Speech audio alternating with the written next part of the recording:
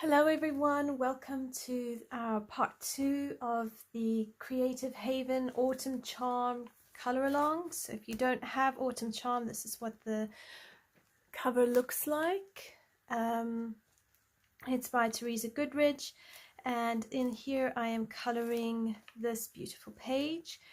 And today we're going to carry on working on the background, and then we'll start working also on the water and the rocks. So I'm just going to hold off and wait for a few more people to join us.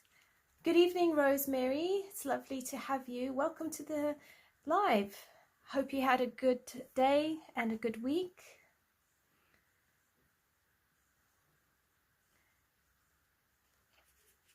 So what I've been doing with this page is I have been using a base of Ohuhu markers on some of the bigger areas. So for example, we'll base the hills and the grass areas. I might even base the water here as well with Ohuhu markers. I quite like the effect it gives. It just also speeds the coloring along.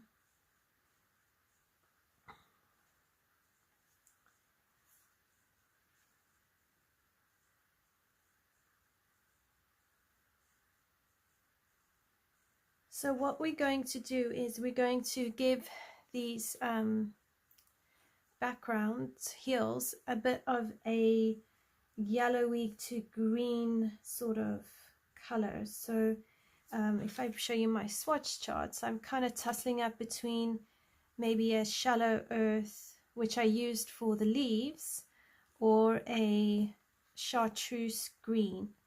Now there's two ways I could do this. I could lighten the chartreuse green with some yellow pencils and deepen the shadows, or I could leave the shallow earth and bring in mostly the greens. So I'm kind of just thinking that through at the moment.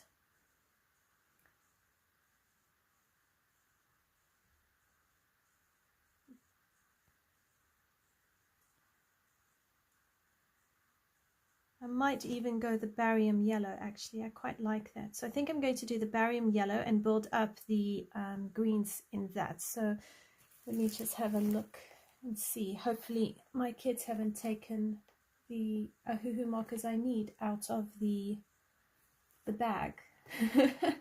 Oh dear. Because I know my one son, he's got some of the markers sitting on his desk. But I don't want to have to go up and ask him for it because it's bedtime. Ah, here we go. Okay, so I'm going to use the Barium Yellow, which is Y295 in the Ohuhu marker set. And I'm going to try and use the chiseled nib and see how that goes. And I might swap it with the finer nib.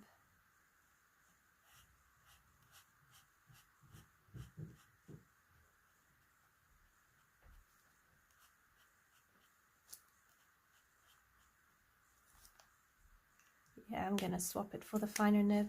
At least that way I can get into the small bits quite easily.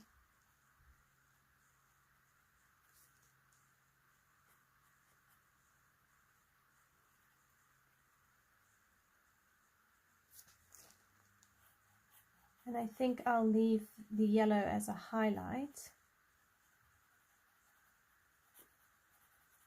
But we'll bring in some more olive greens, like almost gray, browny gray greens into this to show that it's really changing, because I really want to bring in those autumn colors.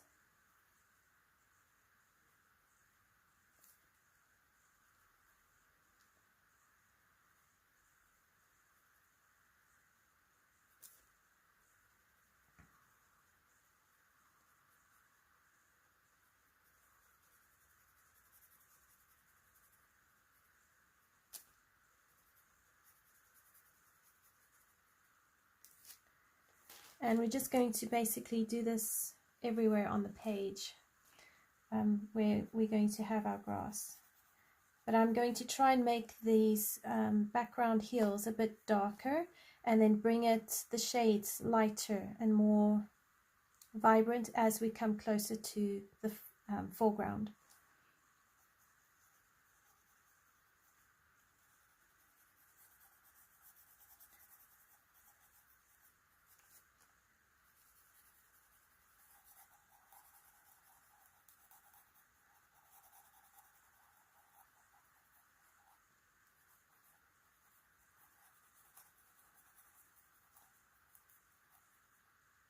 I must say that's one of the things I've enjoyed with Teresa Goodridge's landscapes. It really does help you think about what's in the background, what's in the foreground, where you want the attention of your page to be on. Whereas before I started coloring Teresa Goodridge, I didn't have much thought about that. I just knew background and the main image, and that was it. So I've really enjoyed the challenge of trying to work out how to create that background, middle ground and foreground kind of thing. And also it's been helpful to know you don't have to put as much effort in your background, because you want to put most of the effort in the things that you want to draw a viewer's attention to. So in that case, for me, it would really be the tree, the boat, the water, possibly the house, but not as much attention on the house here. I think for the house I might bring in some gel pens, because this like, I don't know if that's no, it's not a bridge, maybe a balcony. It looks like it should be in a nice brown. So I've got some sparkly glitter gels with a bit of a gold or a brownish red tinge, which I think could look really, really nice.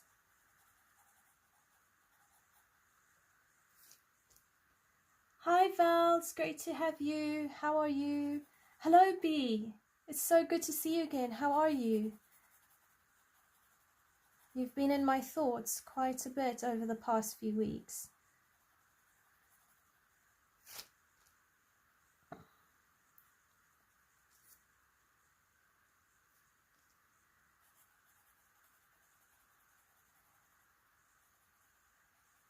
And then the leaves that we've got falling down onto the leaves, onto the grass and into the water, we're going to do brownish. I'll do some with maybe tinges of green, some with a lot of brown in them.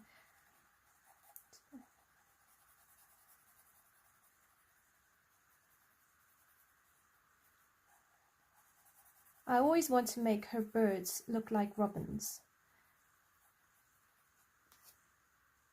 But I think with these birds I might make them a grey or a brown, or maybe grey and brown with a bit of white, so that they look really muted and not as vibrant as they are in the breeding season.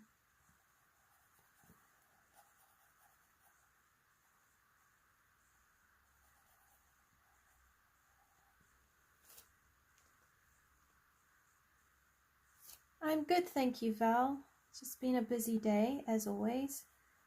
Thank you, B. I do enjoy a good Teresa Goodridge.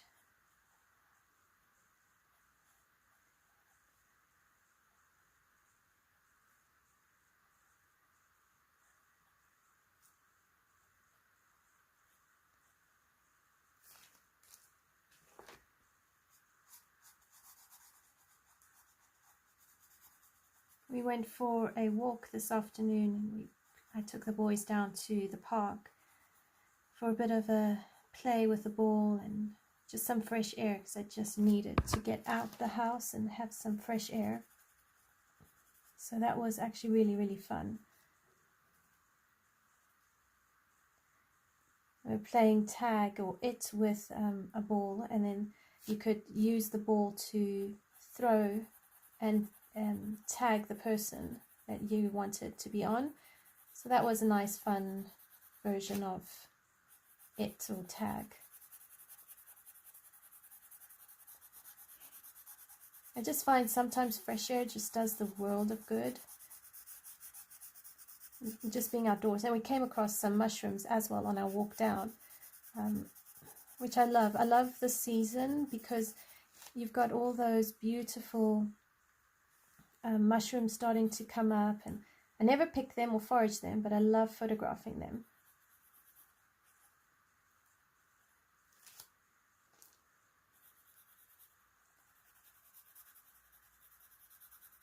And I think every year I promise myself I'll buy a mushroom book to help us identify mushrooms, and every year I don't do it. It's just ridiculous. We only know 1 or 2 mushrooms, but it's just fun to actually photograph them.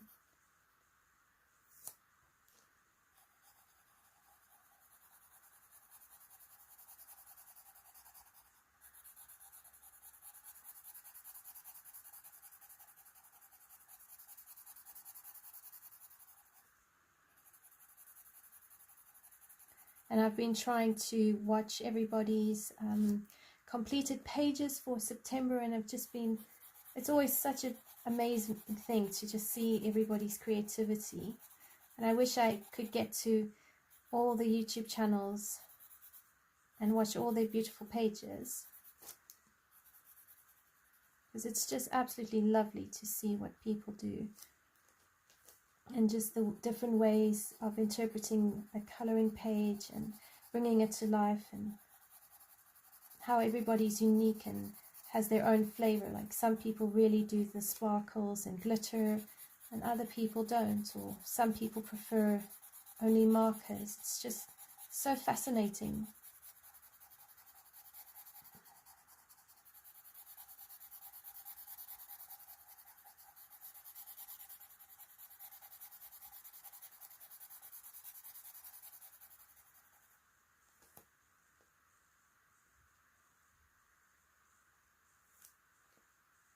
I've seen Doodle Robot's channel coming up on my news feed, but I haven't actually looked at any of her stuff. I should actually go and have a look.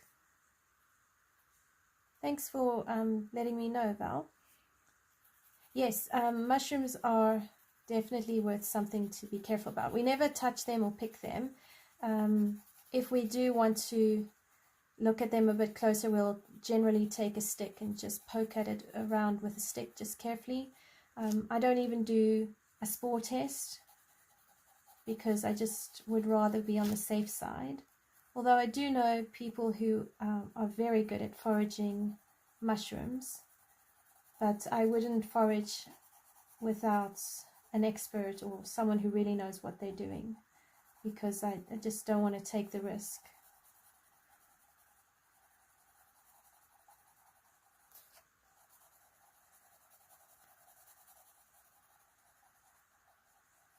Fortunately, I don't really like mushrooms, so I don't cook with them a lot. I like the flavor of them, but the texture is just gross.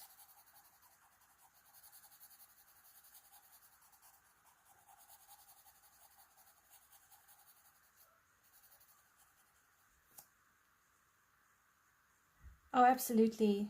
There is never enough hours to see everything. I will definitely go check Doodle Robot out, Val.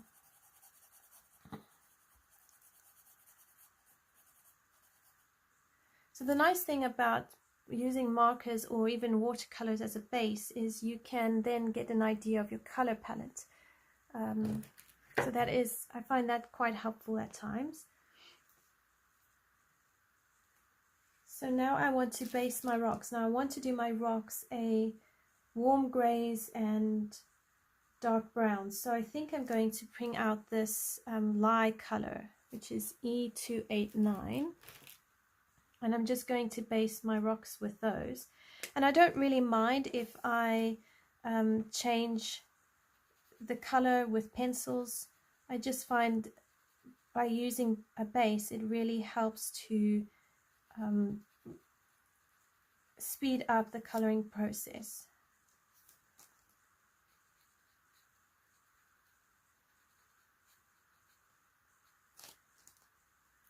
And I'm not going to worry too much if the gray goes into the water over here, because that will help create a shadow in the water.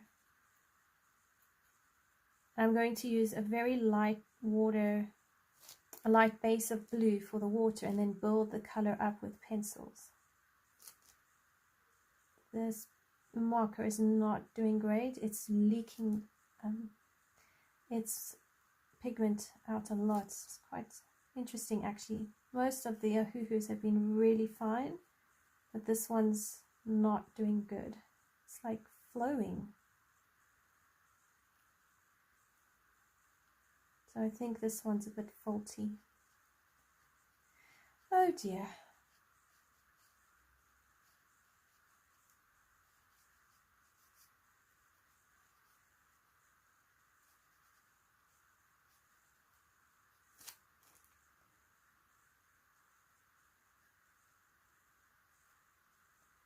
Fortunately, most things can be fixed.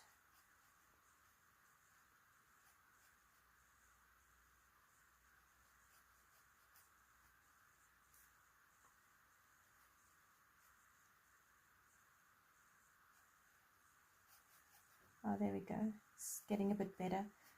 I might have just had a surplus of the ink. Or the alcohol. I don't know what you would call it. The pigment.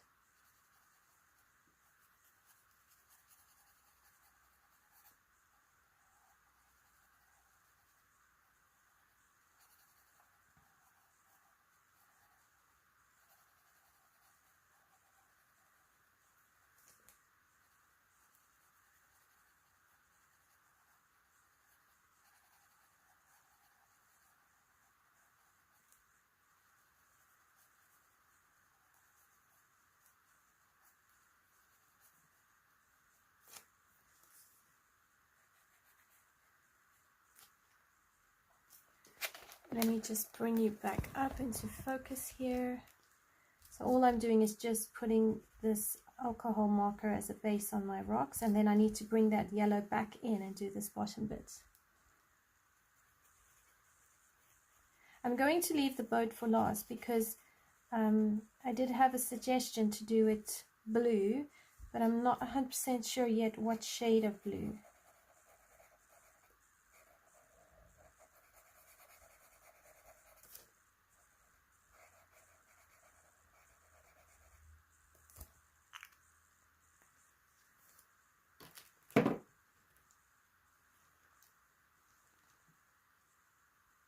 Okay,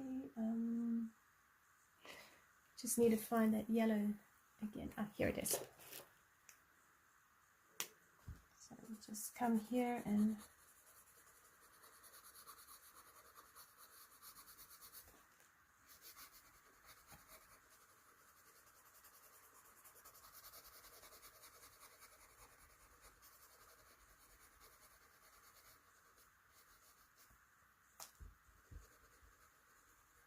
what we can do is, for the blades of grass touching the rocks, we can use a gel pen.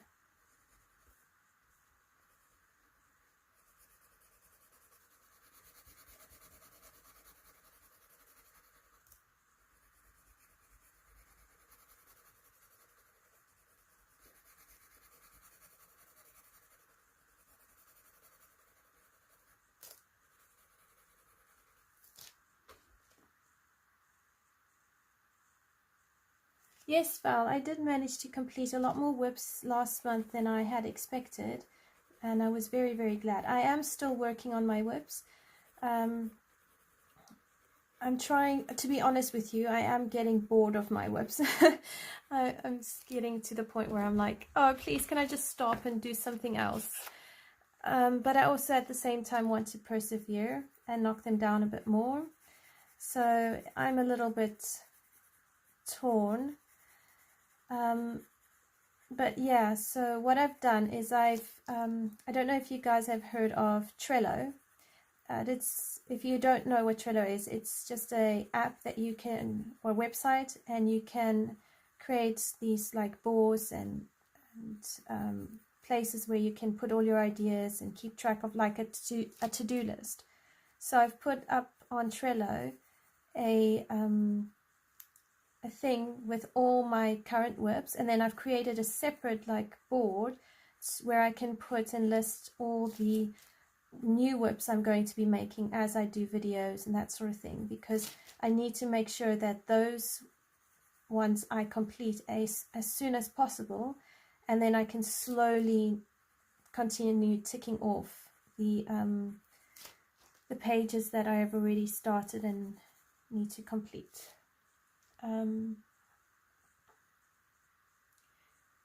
No, Val, I haven't got inspiration to complete the Europa boat page. I really just, whenever I look at that page, I just draw such a blank, and I just slam the book shut and kind of just go, ah. But I did complete a page in that book that was a whip. So it's that one with the British Royal Guard and this post stamps and that sort of thing. So I did complete that, which I'm very pleased with myself for doing. And I actually had a lot of fun with that one. So now I'm just looking to see what blue I can use for the water, and I'm leaning towards a turquoise blue, or maybe, actually I'm going to go a pastel blue, which is over here. Hopefully I have it. If I don't have it, I'll do the turquoise blue, because as I said, here we go. My son didn't take it up to his bed. He's got color by number dragon book, so I'm using V188 Pastel Blue,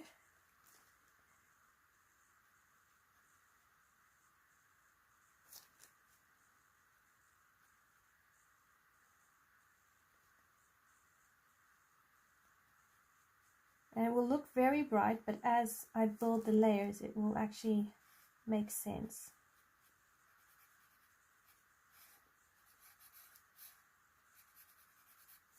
I'm going to switch to that broad nib here.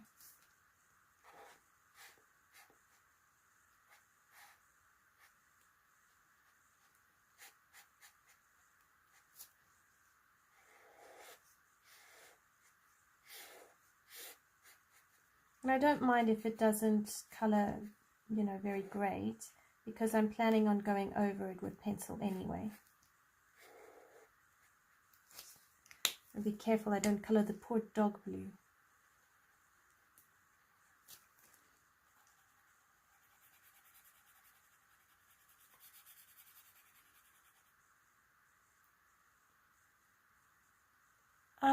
Val, sometimes I do set myself a goal, but because of just the demands of family life and life in general, I find I don't often meet that goal.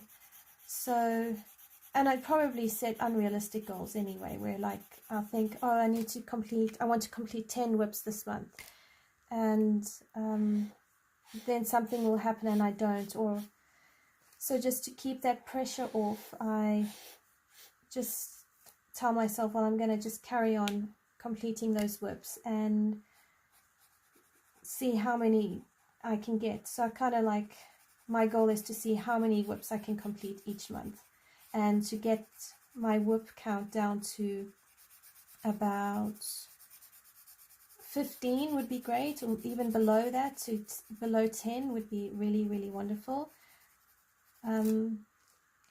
So over Christmas I've got about 4 whips, Christmas whips. So instead of doing new pages other than whatever I do on lives and my color along videos, I will do those ones first. And I've said to my husband, in December I want to color Christmas things, so I've kind of given myself, after I've done those Christmas whips, I'm going to go ahead and treat myself to doing a page or 2 as well, brand new pages. And then, but I've got probably 6 pages I could do over Christmas, so you know the chances of me starting something new this Christmas are slim because of those whips.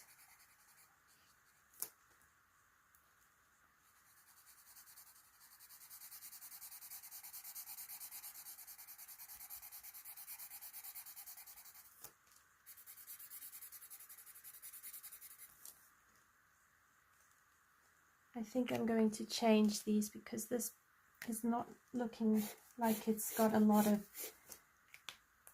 blue left in it. So my son, he will use markers to do his color by number, and it's pre-planned, tells him exactly which colors, and I have a feeling he picks his favorite shade and he only uses those. And he's done quite a few pages, so I'm not surprised that this blue is running a bit low. But that's what I bought them for, you know, is for them to get used, so it's not an issue. What if I get bored? Yeah, I think that's already happening. I'm already looking at like, oh, do I have to do these? Whoops. But I suppose there's an element of perseverance that also I need to have if I really want to knock it down.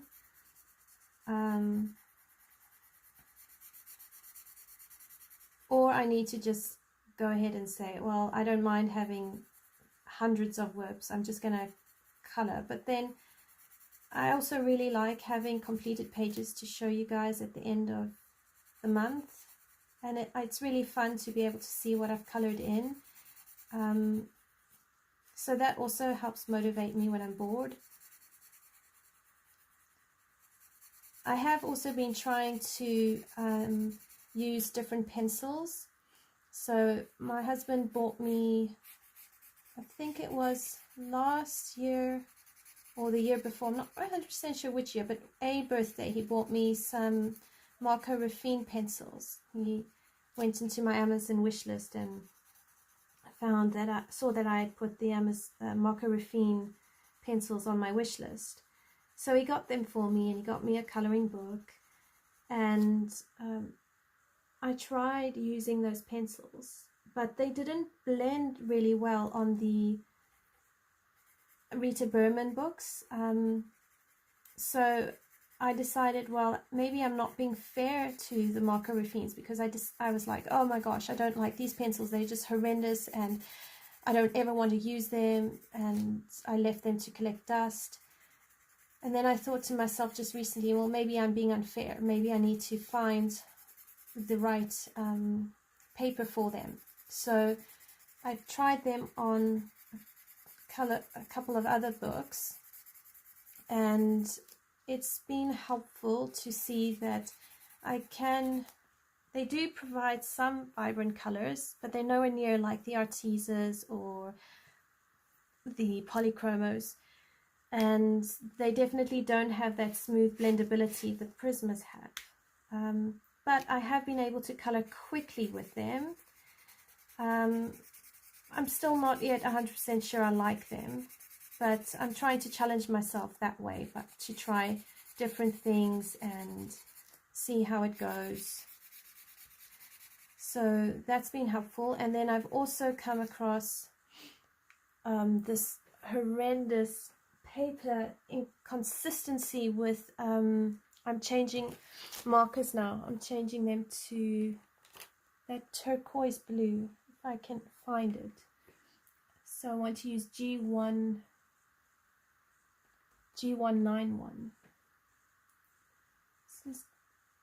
Hopefully I can find it.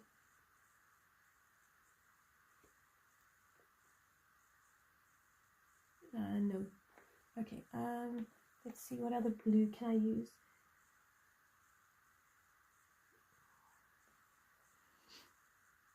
Oh gosh. Oh, maybe I'll bring in a bit of purple. I'll do V188 because I said I wanted to use some purple in here as well. So I'm going to bring in some purple and just completely muddle this up. So yeah, so I have been coloring in 3 books with Amazon paper, and what I've found is that each of those papers are different and they have a different finish. One is, I think, published older than the others, so I don't know if Amazon has changed their papers since then.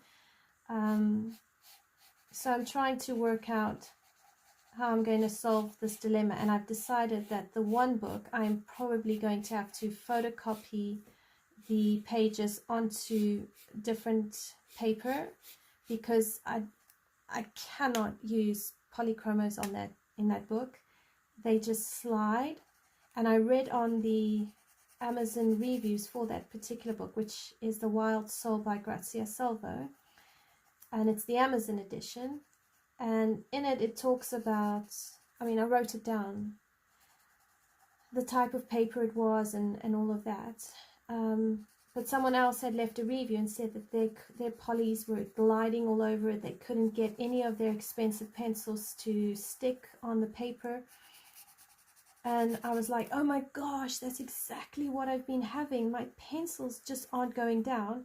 And when I used the Prisma for the skin tone, it worked much better than the polys, but I could still see a lot of tooth on the paper. So I'm not convinced that the Prismas are the best for that paper either.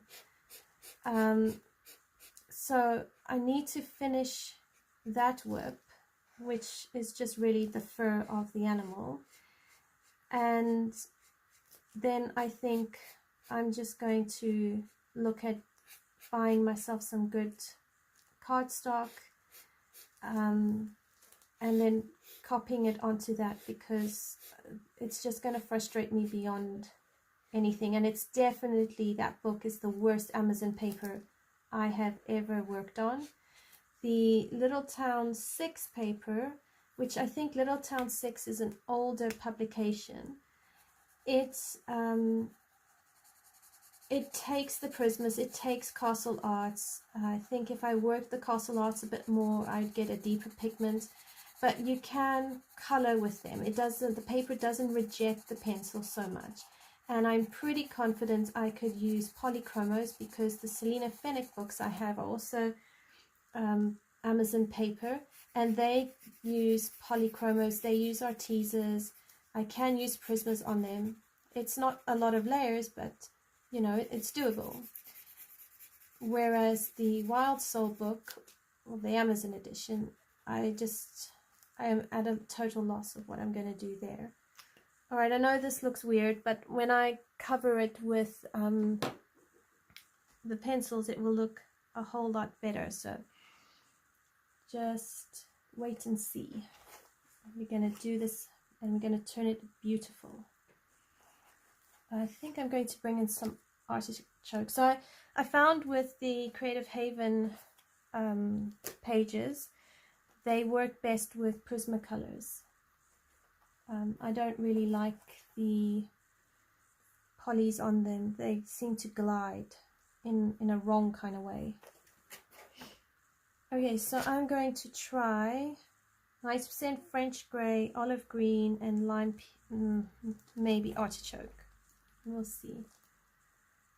Hi Robin, how are you? Glad that you are with us. It's so good to have you.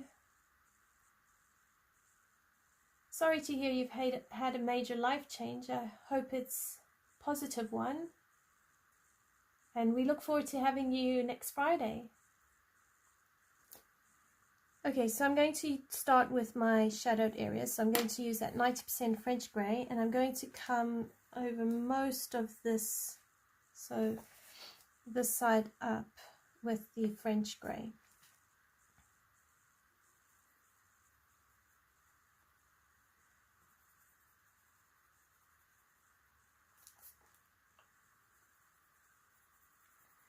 So yeah, so as I was saying about those papers, that's my latest challenge at the moment. So because it's irritating me, it's now becoming a challenge to overcome. Some people will use like is it gesso or gesso paint, and they'll prime their Amazon paper and find that works. So I should probably try that as well. I know a lot of colorists are asking artists to do their work on PDF format so they can print it and on the paper they enjoy. It's just very interesting, because even the Reptiloids book I color in is also Amazon printed paper, and it takes prismas and polys fine. So it's just really that Wild Soul edition. I don't know what they did to that paper. But needless to say, it, you know, figure it out and then it will be okay.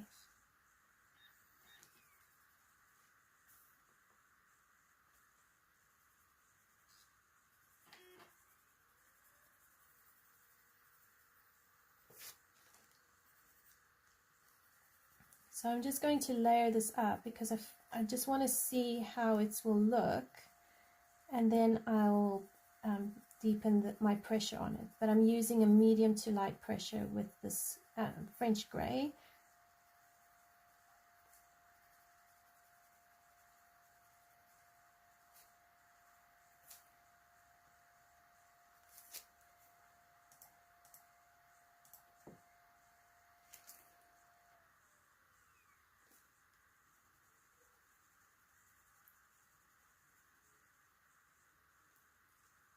It's interesting, Val, because the people who publish on Amazon, they actually only have 2 choices of paper. And I think it's got to do more with the ink that they use and whether it's a slightly heavier weight or a it's 2 different weights as far as I remember. I stand to correction.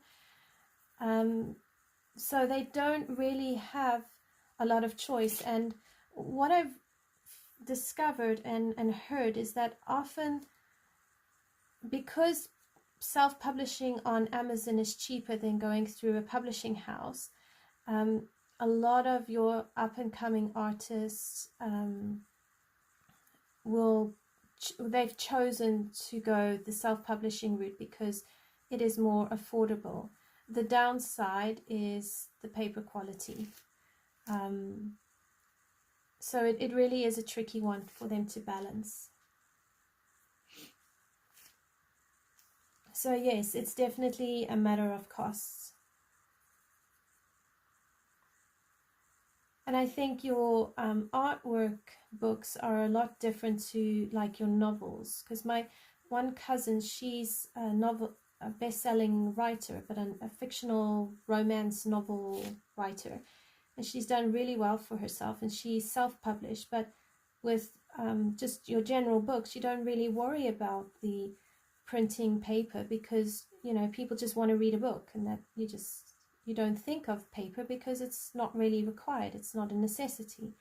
Whereas when we are coloring, the more you color, the more you realize actually the paper quality really is important, and matching your pencils to your paper, especially as you practice more coloring over the years and all of that, you start to realize that that's the reason why one of the many reasons why people have so many different pencil sets, is because not every pencil brand is going to actually work on your Amazon paper or any specific book.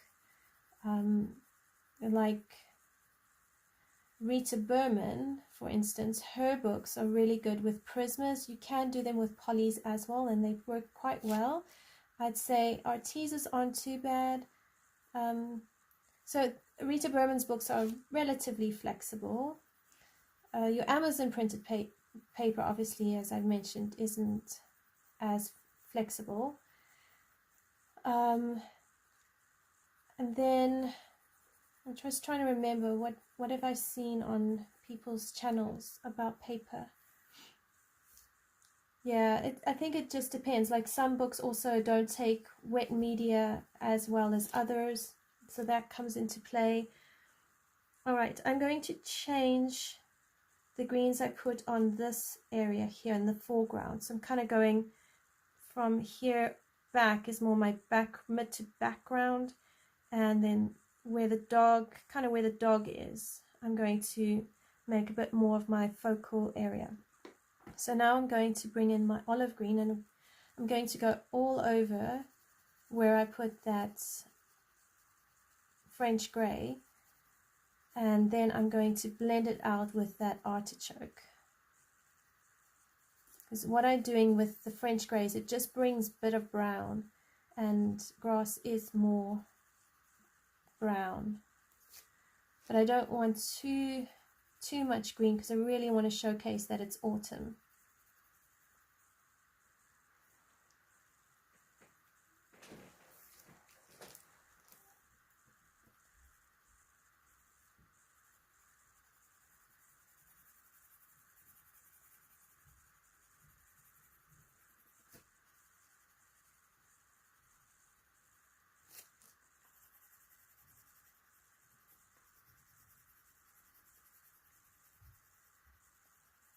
So I'm going to finish this one and just see how it looks. So I'm going to come in now with my artichoke, which is PC1098.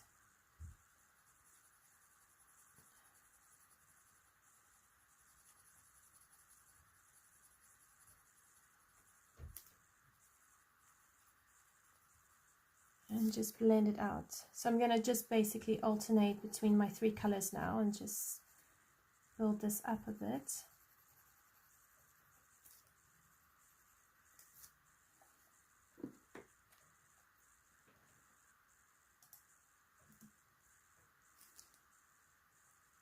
So this is my French grey, 90% French grey again. And I'm just wanting to use it to help me create some contrast between the trees so it doesn't look like they're kind of getting lost into each other.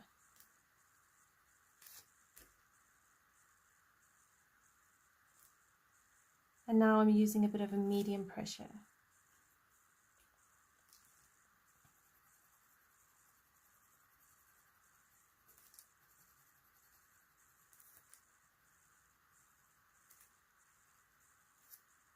And then I'll finish it off with my artichoke, which just gives it that rich brown, but the base layer can kind of peep out of it.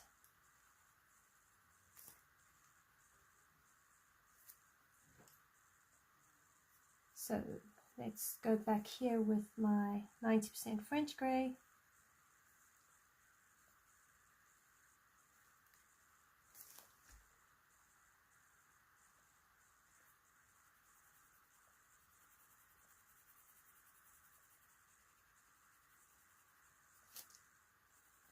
Now what I have heard from one or two other coloring channels, I can't remember which one exactly, I might have been Colors, and I think she was saying that Autumn Charm and Enchanted Christmas, both Creative Haven books by Teresa Goodridge, have more of a slightly different paper to some of the older Creative Haven books.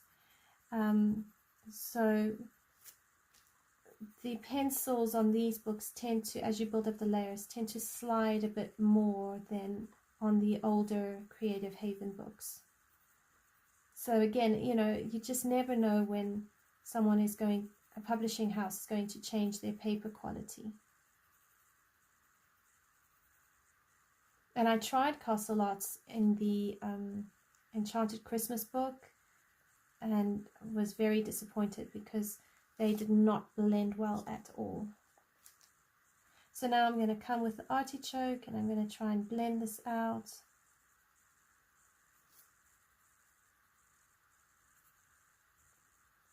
Because if I blend this all out and get these hills done, then we can move on to that water, and I think that water is going to be a lot of fun.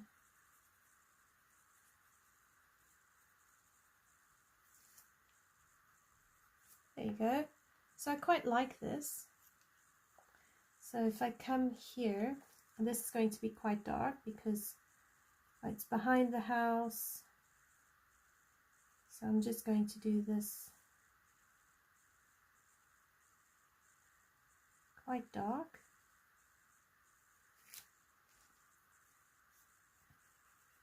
And down here as well will be relatively dark. We can bring in some of that olive green.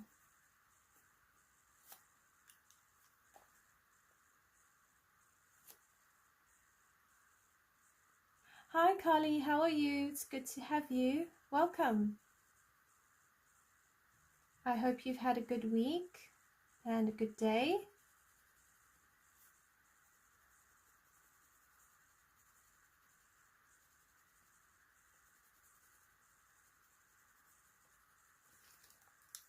All right, so now I'm coming in with that olive green.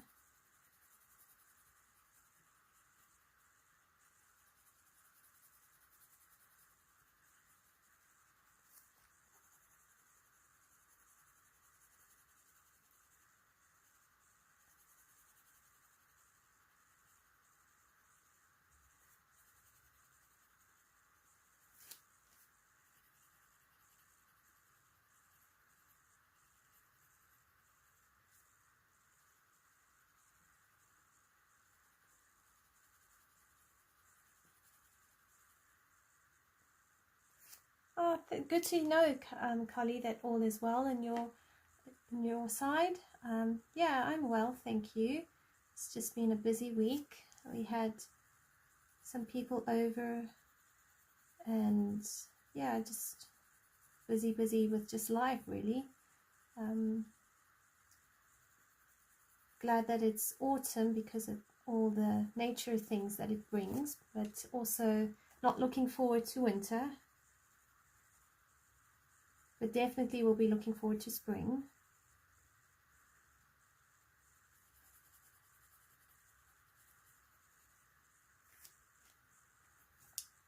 All right, I want a bit more of this 90% French grey.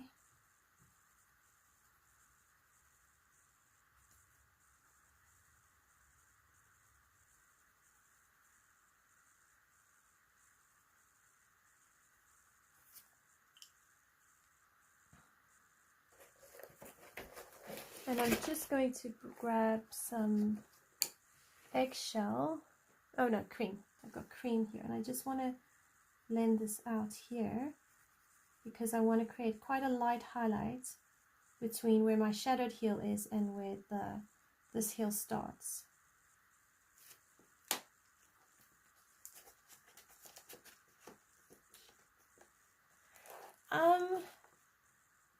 Well, Carly, it gets to some of the small minus degrees in Celsius over winter in the mornings. I think it can average about 7 to 10 degrees Celsius, depending on how cold the winter is. But because I grew up in South Africa and Mozambique, both of which, 14 degrees Celsius is cold in South Africa. That's like winter temperatures. This lowest I remember South Africa getting was 4 degrees Celsius early in the morning, and my car was, giving me the frost warning sign, and so anything below that is really cold for us. Whereas I know, like in the States, it gets really cold. So I'd say UK is definitely wetter and warmer than other parts of Europe and North America. Definitely colder than South Africa, and definitely colder than Mozambique. Mozambique, you could be in winter with and you just need a jumper really, or a jersey, and it's normally you need a jersey in the morning and in the evening, but then the rest of the afternoon you can wear a long sleeve blouse or even a short sleeve, depending on how warm the winter day gets.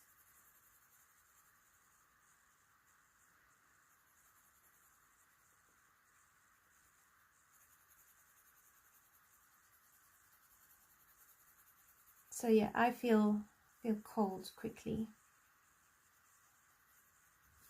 So I'm using my olive green now.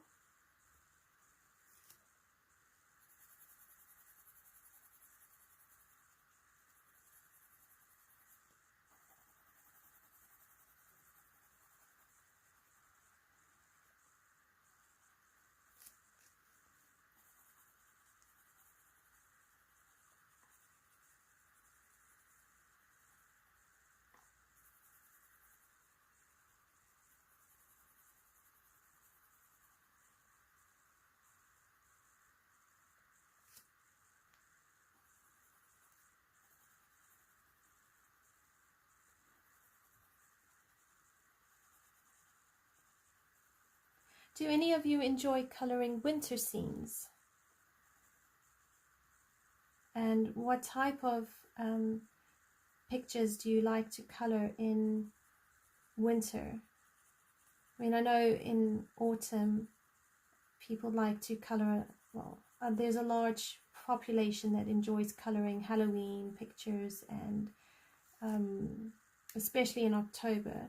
And by mid-November, everybody who's a seasonal colorist will start looking at Christmas pictures, winter themed pictures. So I was just wondering what you'll enjoy coloring over winter.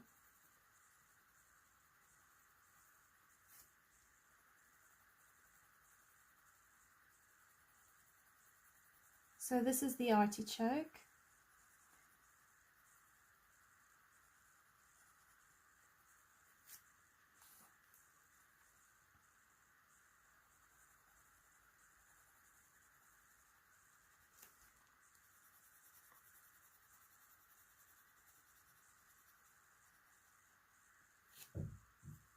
So this is the French grey, because I actually realized I forgot to go in here.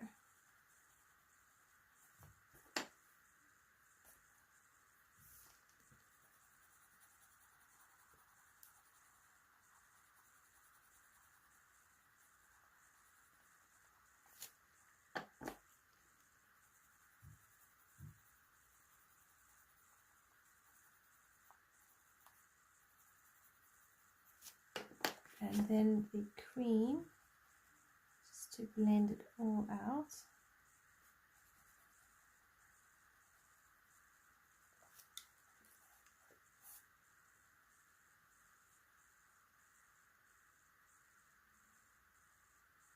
That's cool, Carly. I hear you, Val. I think colouring what you enjoy colouring is really important when you... Oh, B, snow is fun. You'll love colouring snow.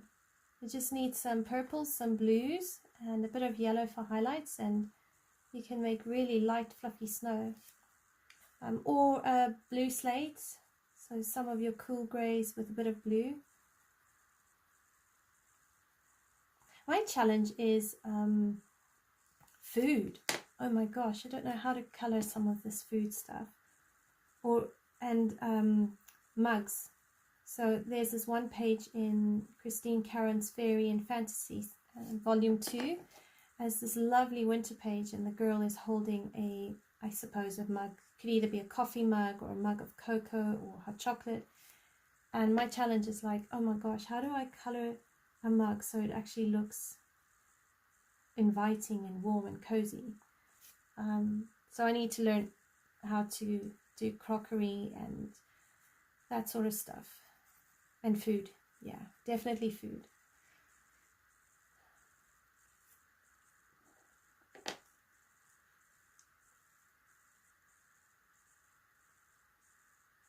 Oh, cool, B. Yeah, snow is fun. I like doing those tutorials. I actually need to finish it and show you how to do like these sort of heels with snow. But it's pretty much the same thing, really.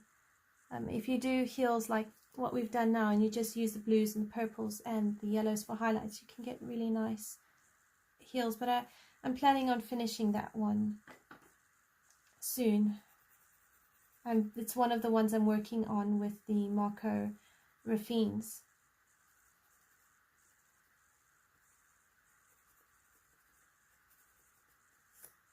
So a bit of olive green there, and I don't want too much of the French grey because I want it to look green, more green than brown. And these gaps here.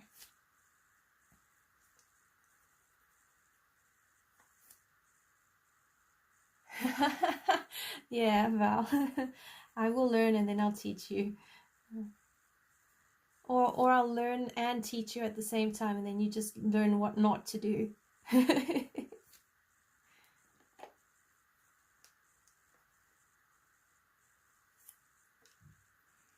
Okay, so I'm going to deepen up the shadow here.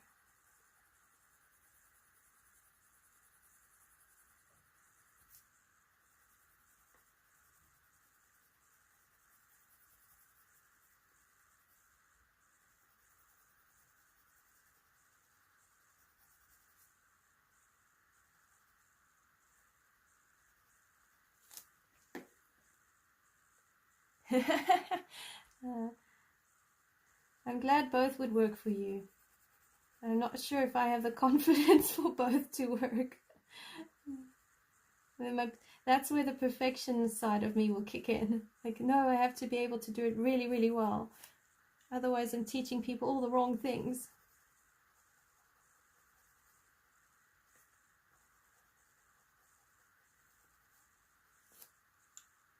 Alright, so here I need a bit more French grey because I need to separate this one side from the other.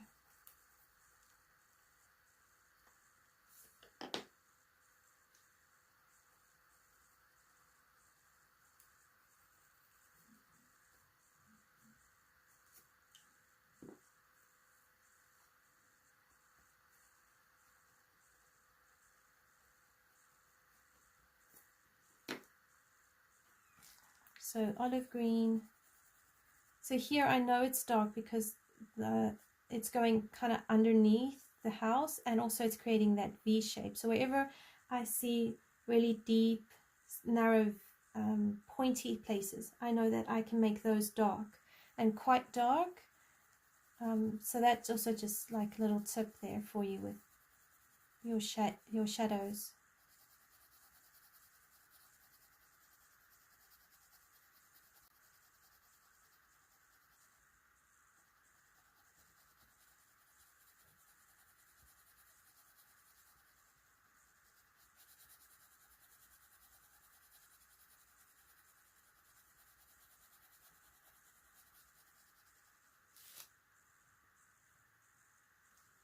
And then my artichoke.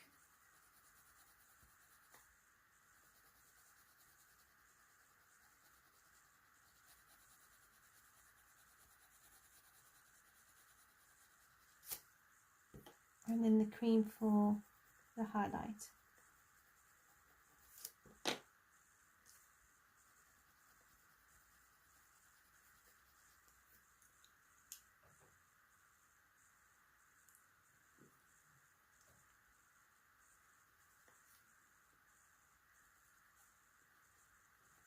So the French grey, and I know underneath my trees it's going to be relatively dark.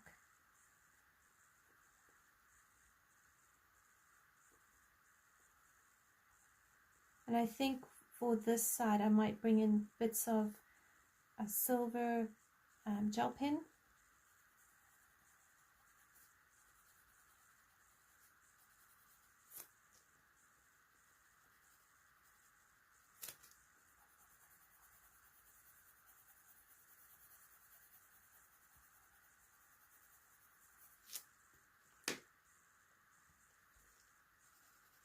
And the olive green.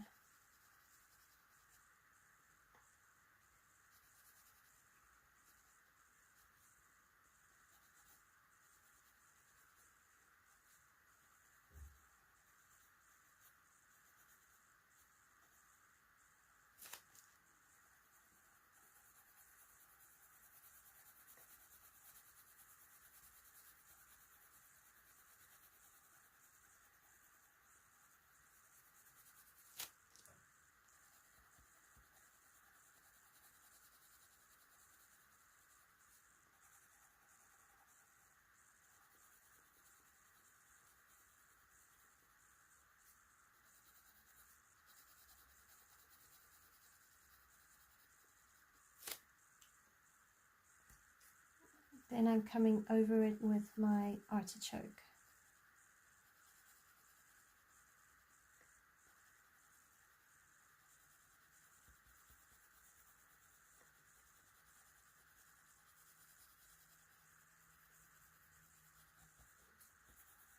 Now if you have a alcohol marker colorless blender, you could go over this and just blend it out as well. And that will also save you some time and layers, especially if you've got quite a bit of pigment on your page.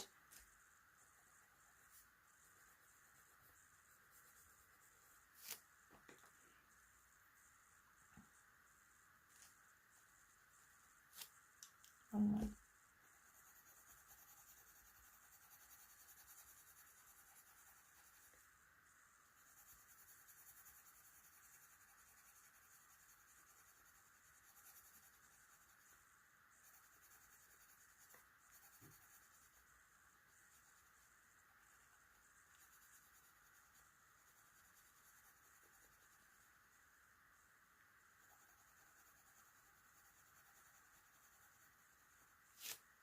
I'm actually thinking I'm going to make the house of the, either the house of the bar, oh man, sorry, I can't talk tonight. The roof of the house, I might make with purple hues on some of the tiles, and I think I might bring in some purple shades on the walls, just so we've got that purple coming through our page.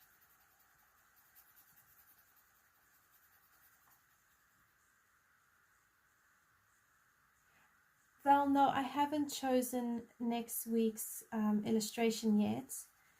I have a few ideas, so I have picked out a fish page in Hannah Carlson's Forest Kingdom, and I thought we could do a monochromatic page. And I have a feeling I picked a greenish blue. So I've written it all down. The other thought was to do a Christine Caron page, possibly that one I was telling you about with the girl holding the mug of a hot drink. Then I do have Rita Berman's, a page in Rita Berman's Europa with the London Post box thing, and the two pigeons on top of it. So I thought that's also quite a nice page. I could do a page in Fragile World. I have got an autumn page there. It's a skull and a bug, and I thought, you know, that could work because it's sort of like dead leaves. The skull is very, I suppose you could turn it autumnal, or if you want to make it into a Halloween thing, you could. I will just be coloring it like it's a real skull. It's, I don't know, it might have been a fox's skull. So there is that one. So yeah, let me know what you guys would like. Those are some of the options. I'm too scared to try Aries Romantic Country. I've got 2 whips in that book, and I'm still avoiding it. I'm just really intimidated by the style of how it's illustrated. I think it's so beautiful. There are a couple of book pages we could do in Kanoka Igusa's books, but that would probably lend itself to slightly slower coloring. So if you guys don't mind slightly slower coloring, we could do that. So yeah, there's options, or you can suggest a page that you would really like to color. And if I have the book, or if I can make it happen, I will do my best.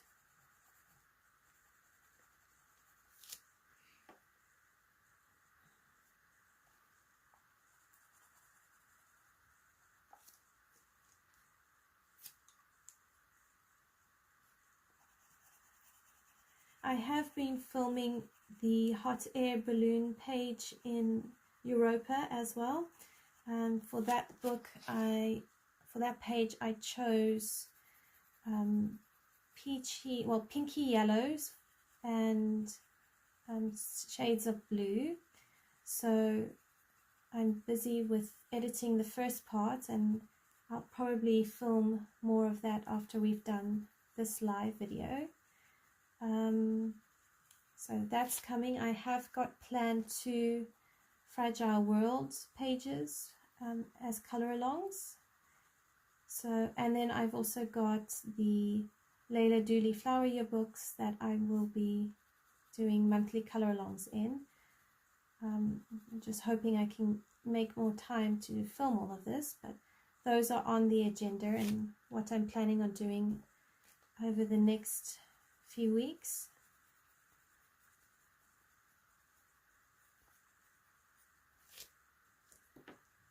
Okay, so there you go. You've got a guaranteed third of the page done already. Now I want to change up this a little bit. Just bring in a slightly different shades of green. But again, I don't want to go too bright. I want to keep it quite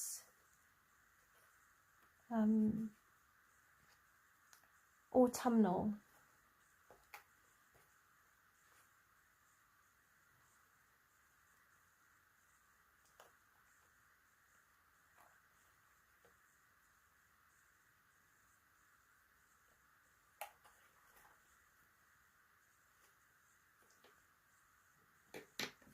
So I think I'm going to use the French grey and then marine green,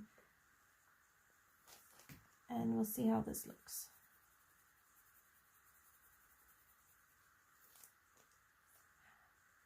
Val, I use polychromos for that page. So I have you all sorted, and yeah, for pages that I know people are interested in doing with specifically with polys, I will be trying to include the conversion from Prismas to polys where I possibly can. It's not always, I'm not always able to do a direct what do you call it, color match, just because Prismas have 150 pencils and polys only have about 120, yeah, 120, so they will never have a direct match, but where it can match, I will definitely do that. Alright, now I'm going to bring in the marine green.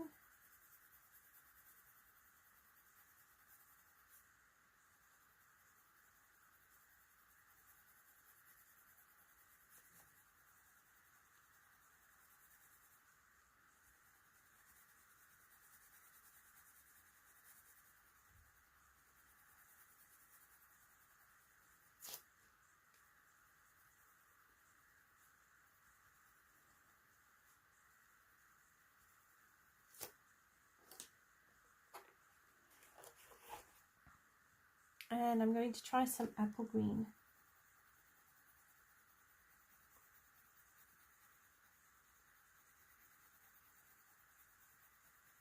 So it's got a bit of vibrancy and it's not quite blending in with the background, but it's also not too bright either.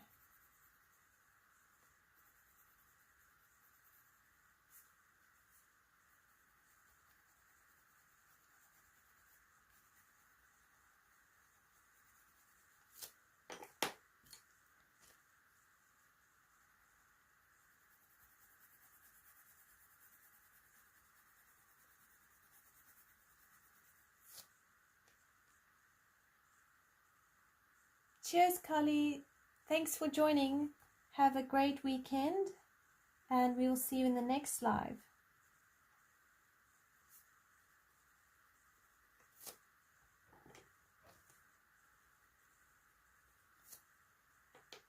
Alright, so here I'm going to bring in some lime peel.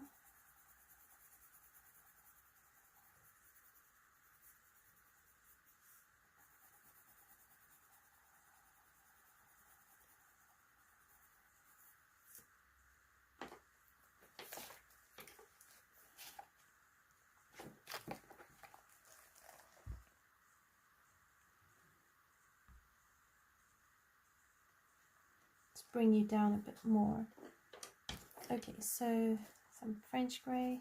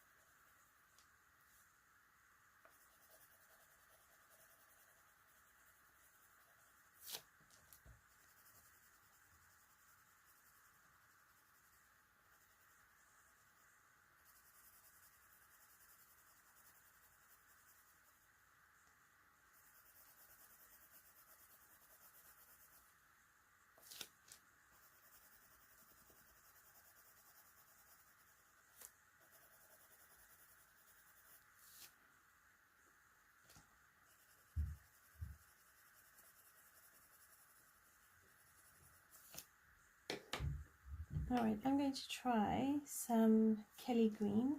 I just want to see, I think it will be a better match than the apple green.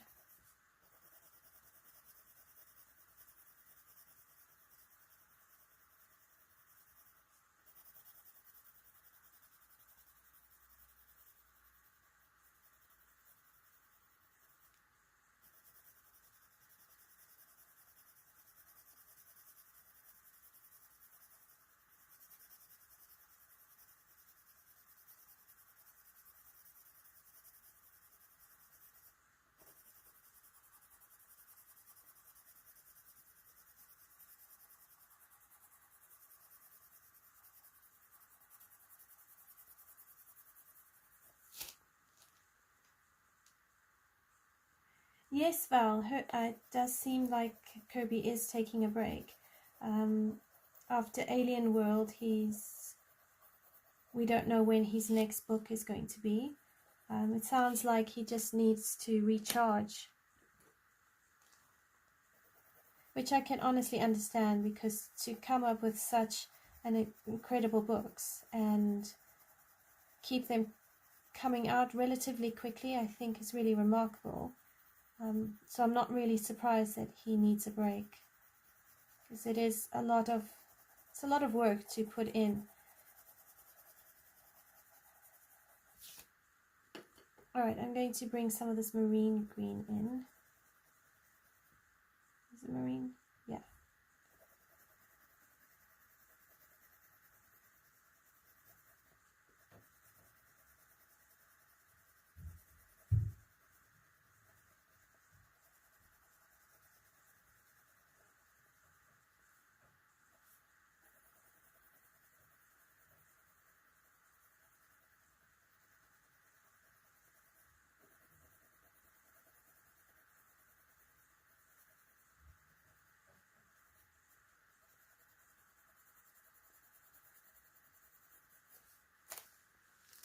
I actually think this is a better combination than the apple green.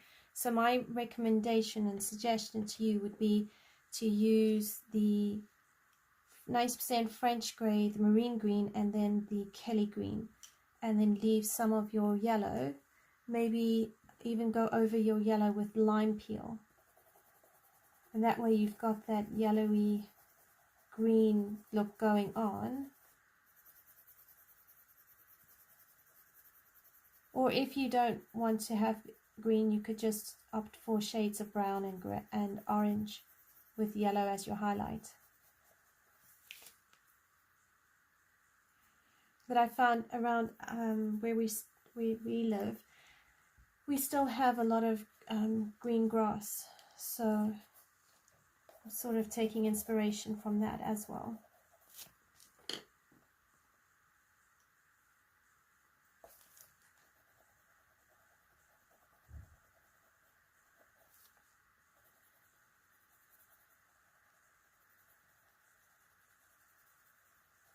So this is just marine green.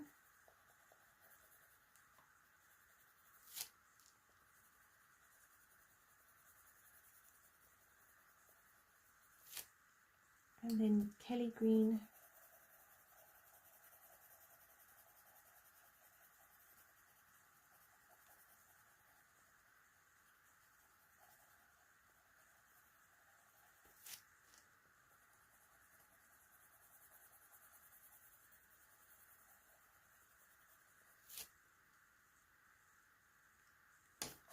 And then the lime peel.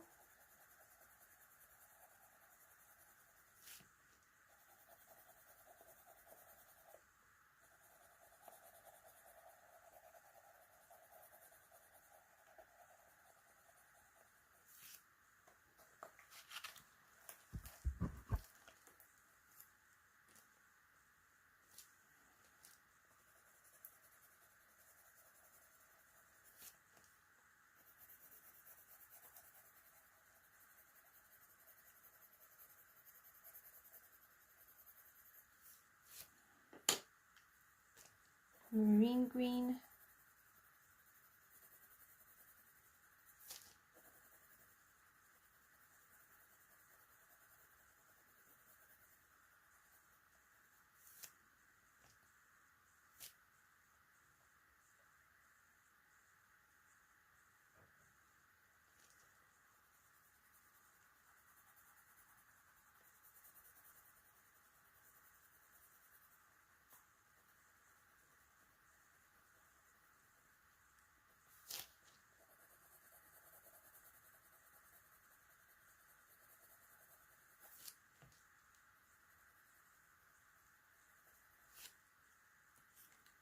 And then my Kelly green.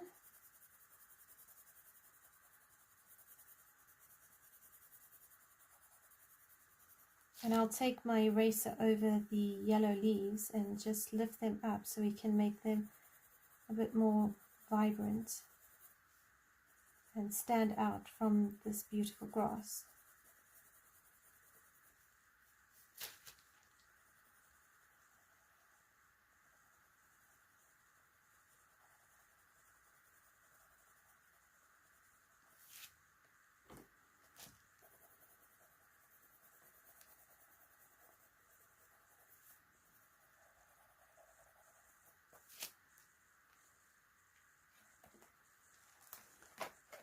Okay, I'm going to come along here and build that up. I'm going to try and contrast it, so I'm going to make it quite dark.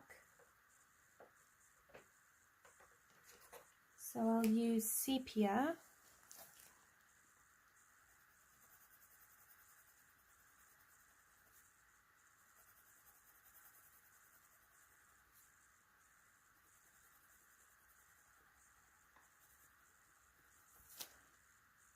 And I'll use a 90% warm grey.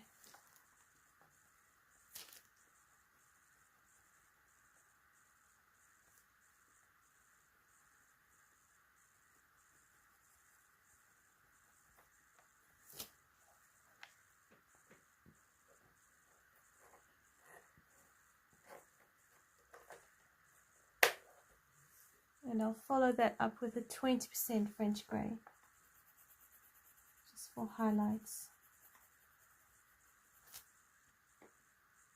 A bit of artichoke in it as well, so it's not too white. So warm grey, 90% warm grey.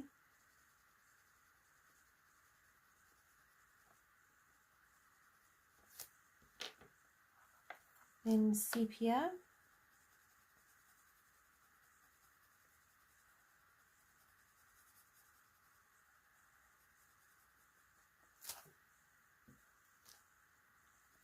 %, French grey.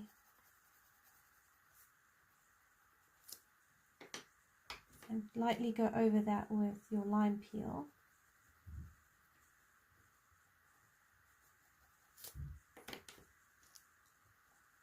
And then your warm grey again.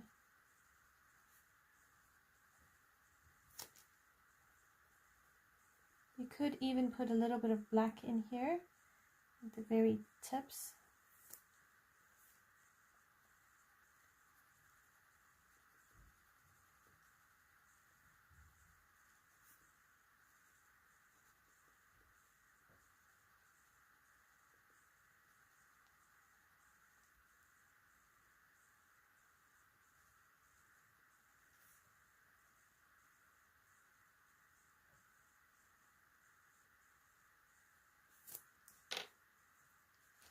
So this is sepia.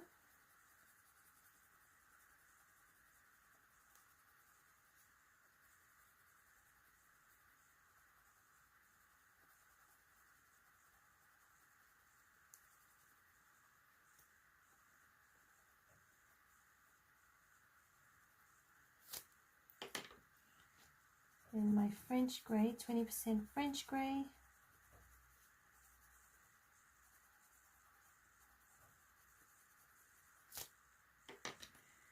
I'll go back over that slightly with my sepia. And then some lime peel.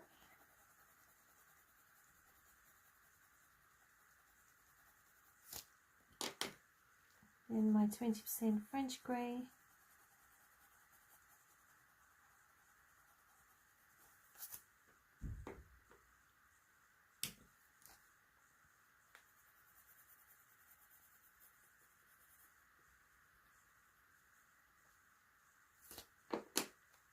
And right here on the tip we need some Kelly green,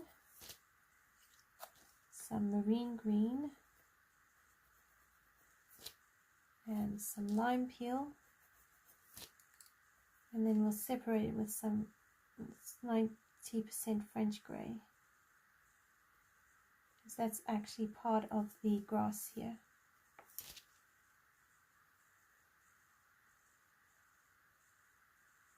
Hi Emily's Colouring Corner, it's great to have you with us. I hope your fiance's time in Massachusetts will go well. I can imagine that it's quite rough without him. They are always so dearly missed when they aren't with us.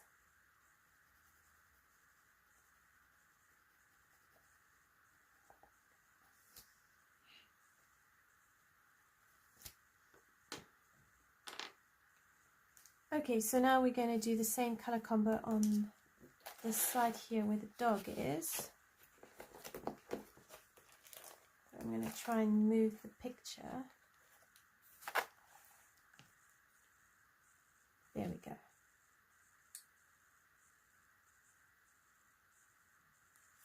Alright, so let's see, 90% French grey.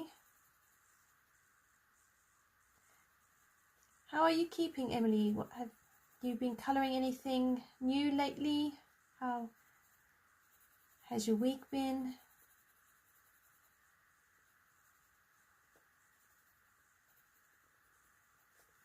So over here where the reeds are, I'm going to have to make inside there lighter green, because otherwise the reeds will get lost if I go dark in these bits here. So I'm just trying to bear that in mind as I plan this.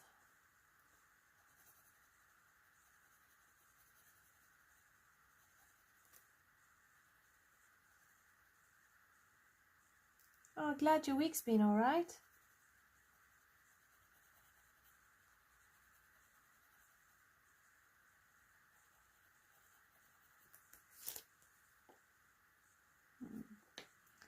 Okay, so then the Kelly green.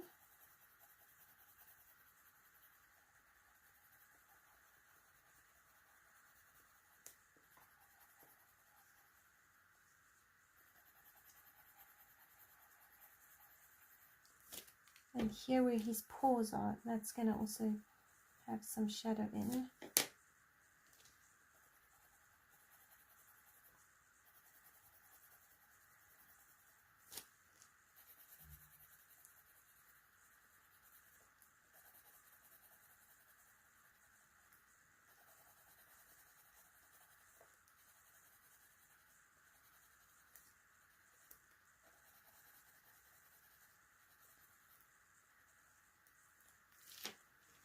So what's nice with this is you can at least keep the contrast a bit between all the leaves.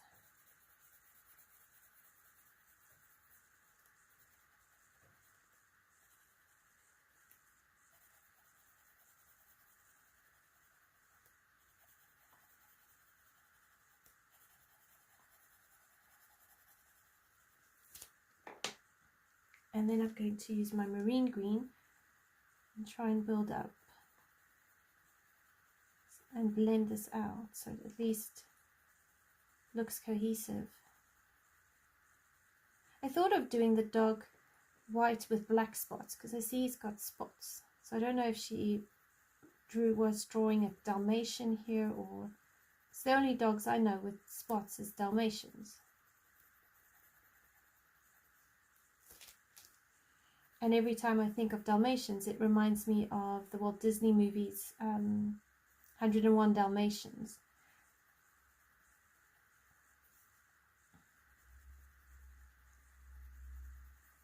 I think I watched their latest rendition of Cruella de Vil on Disney. I think it was Disney Plus.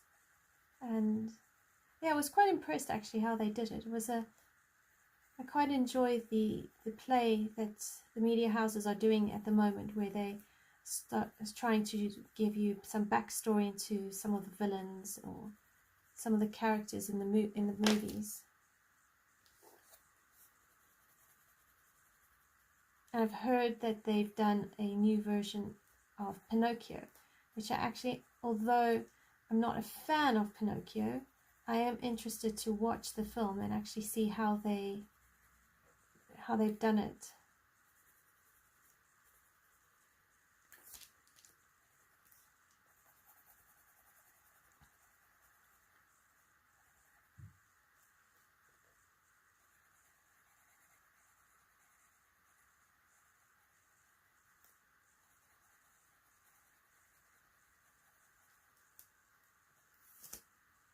Okay, so here I want to do the same thing as I did over there. So I'm going to use my 90% warm grey.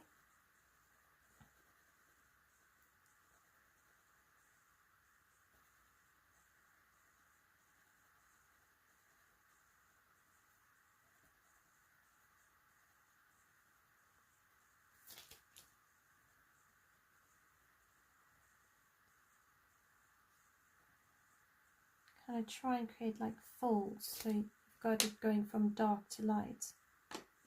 And then the sepia.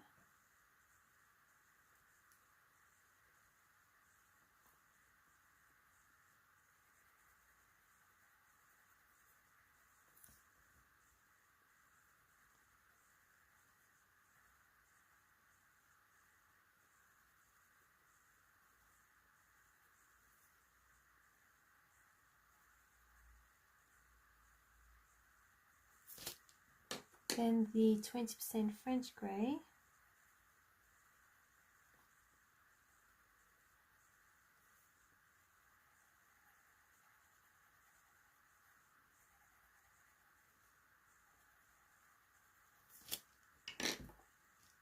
The sepia again, just to try and blend it out a bit so it's not all too, you know, milky.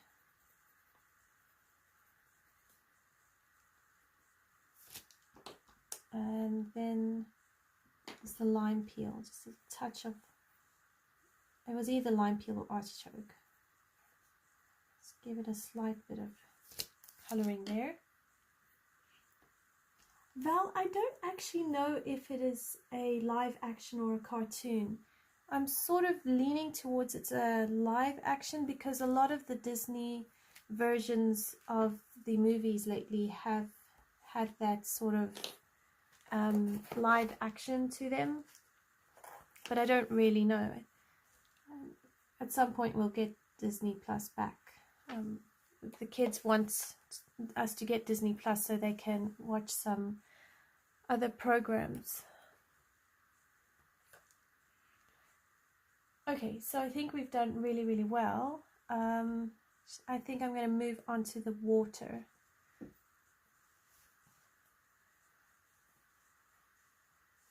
So let me have a think.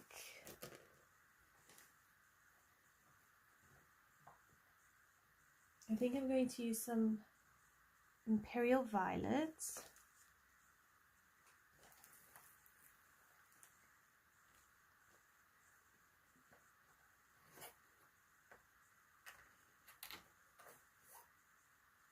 Maybe with some Peacock blue, some light aqua,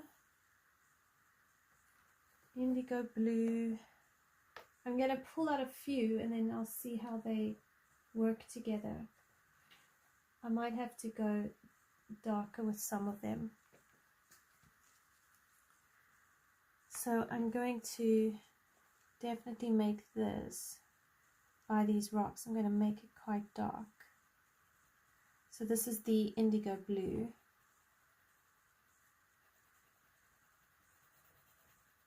But I think here I might make it light.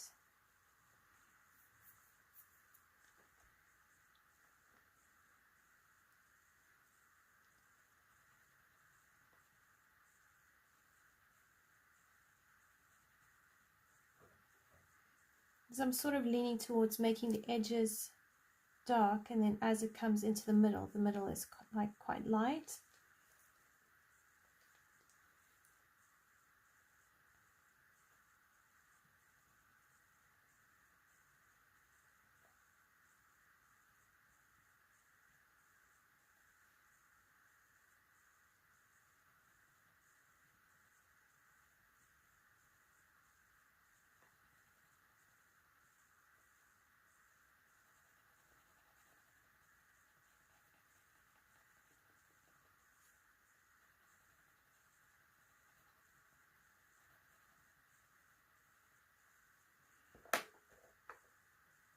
And let me bring in some Peacock blue.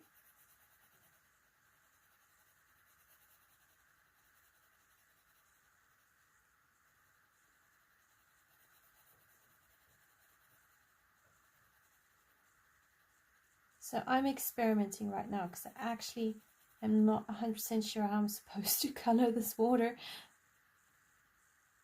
So if you want to wait till the end to see if it comes out and then decide whether it's right or not, I totally get that.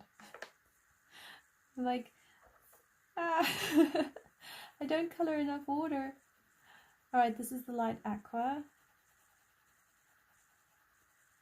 I'm sure it will turn out fine. It's just, I've got to get used to it. If we bring in some Imperial violet, let's see what that does. Oh, I quite like that.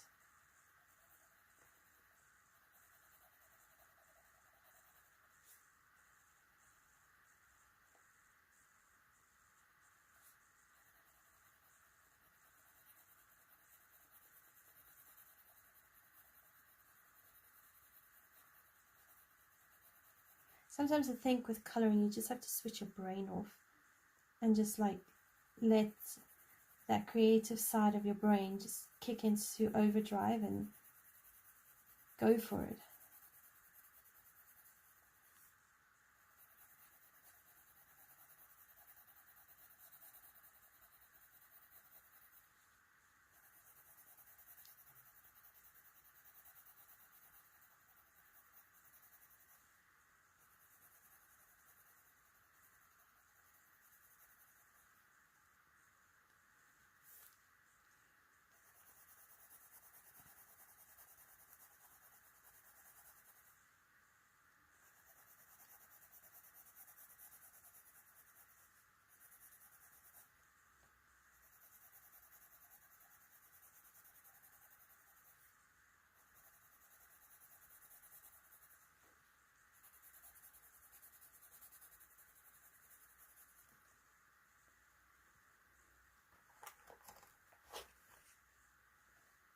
I want a peacock green. Here it is. I want to bring some green into this. I think it will look nice. It's got some green areas to it.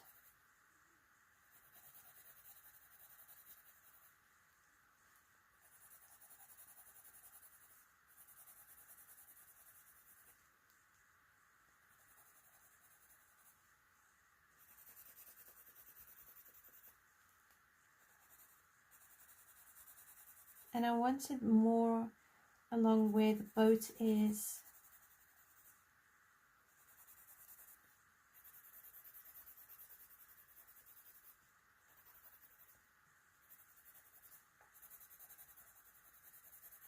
I just have a feeling it will work when it's blended all together.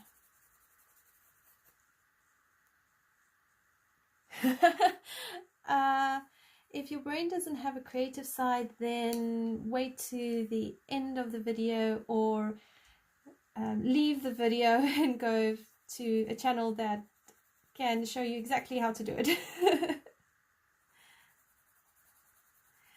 Although you do make a great point, Val, because some people, I suppose, their creative side of their brain is not as dominant as other people. So yeah, I think in all seriousness, I would probably go for tutorials where, you know, the person probably would be an artist, and then I'd watch them and see how they do it. I don't actually know, because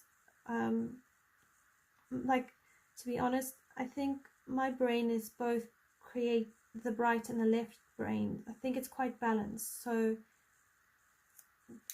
it's, yeah, it's hard to really say without having a bias, if you know what I mean. I don't want to give you a unfair bias.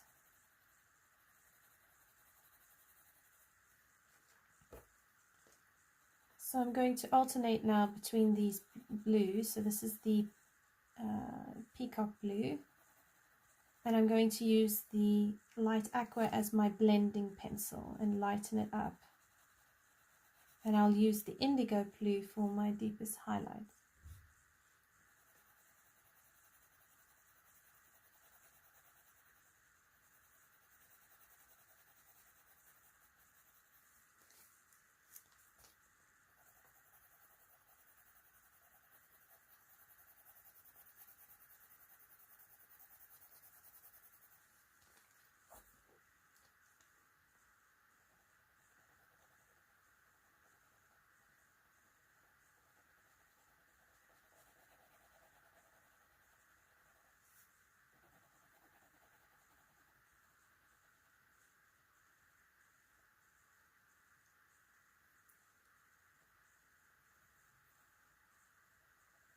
I might even bring some dark grey in here for the shadows.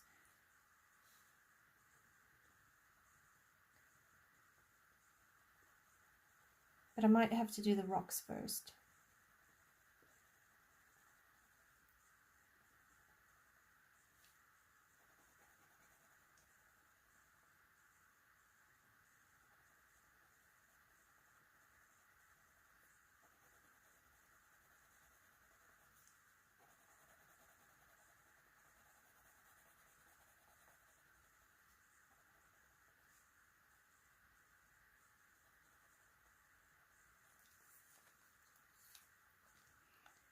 And then some Peacock blue.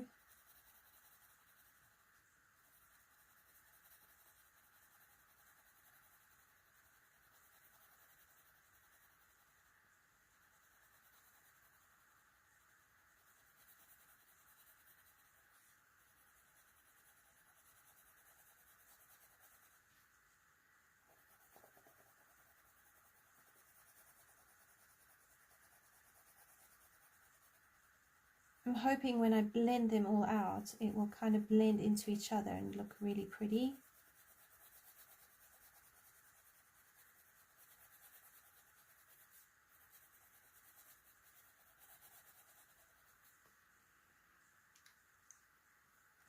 So if I use my light aqua now,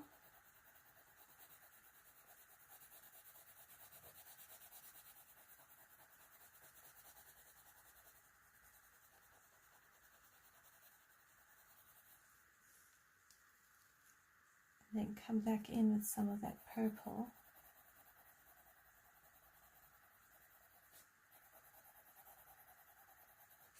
Because I really do want to connect the sky into the water, so it's all coming down.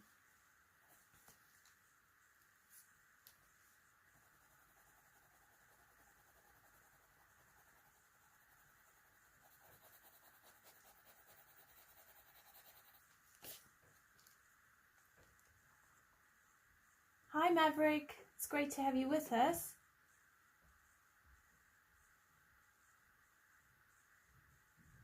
Yeah, trees looking like trees can be a challenge.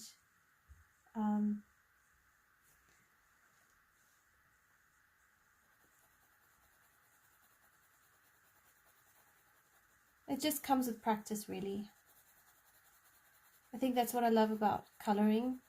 You know, you don't have to have it all worked out. As you just color and keep doing your art, you'll naturally get better at it.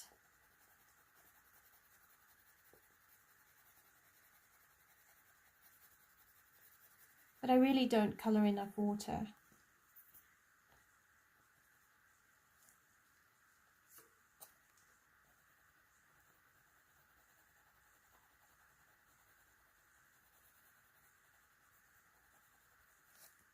So I think I'm going to bring some more of that green in.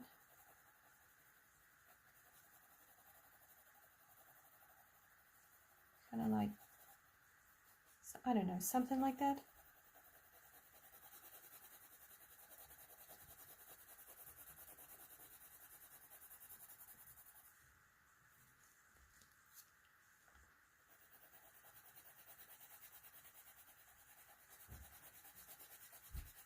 I think here for the water, if you have a blending pencil or a blending medium you enjoy, that could also be a great way to blend into it. I'd almost be tempted to use a blending alcohol blender or maybe some Gamsol or something like that, so you're not taking away the tooth of the paper and you can keep layering it.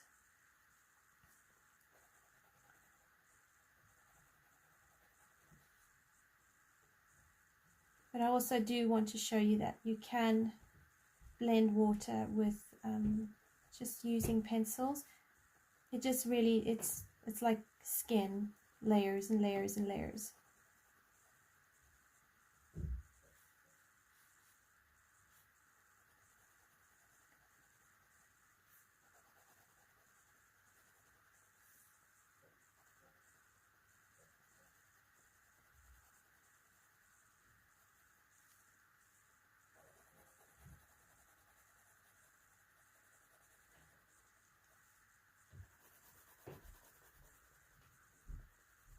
And I'm not even going to try and do a reflection of the boat into the water, because I haven't even studied and looked at how artists do that. I've seen a bit of a reflection on ducks, so I know that where the duck sits, you don't really have a reflection of the duck unless there's light shining on it. So you'd make this area around the duck quite dark, and you could do it lighter as you come out. So I do think there'll be some dark bits over here.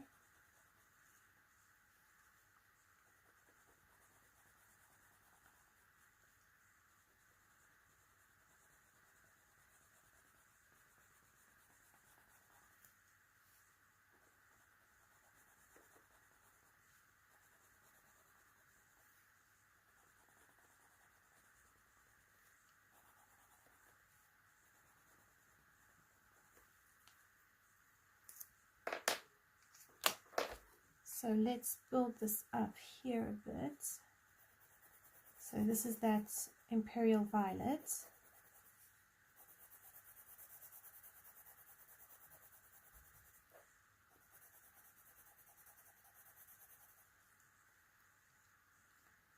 And let's use that Peacock Blue.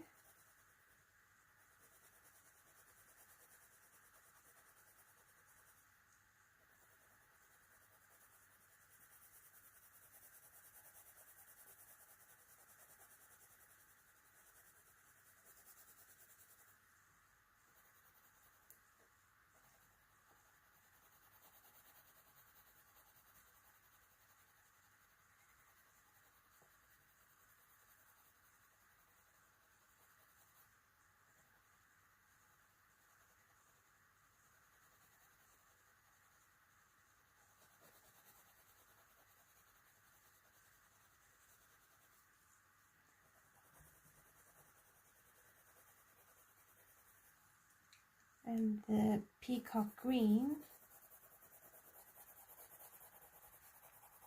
I am trying to remember to change the direction of my pencil so that I can layer a bit better. So if I keep going it all that way, I'm not going to get as many layers.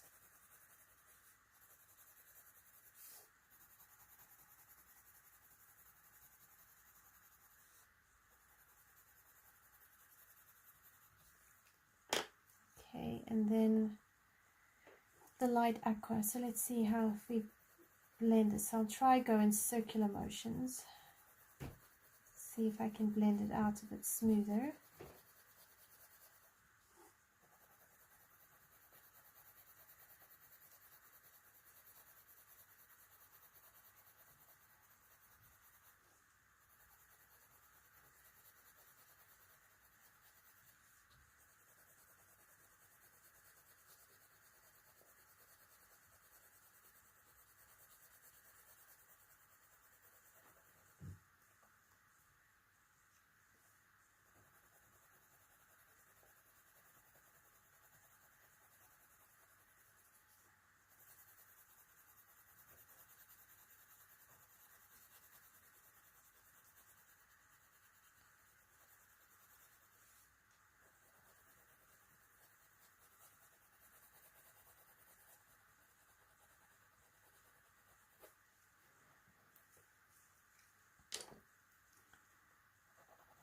Here we can put a bit of indigo and some more of that light aqua.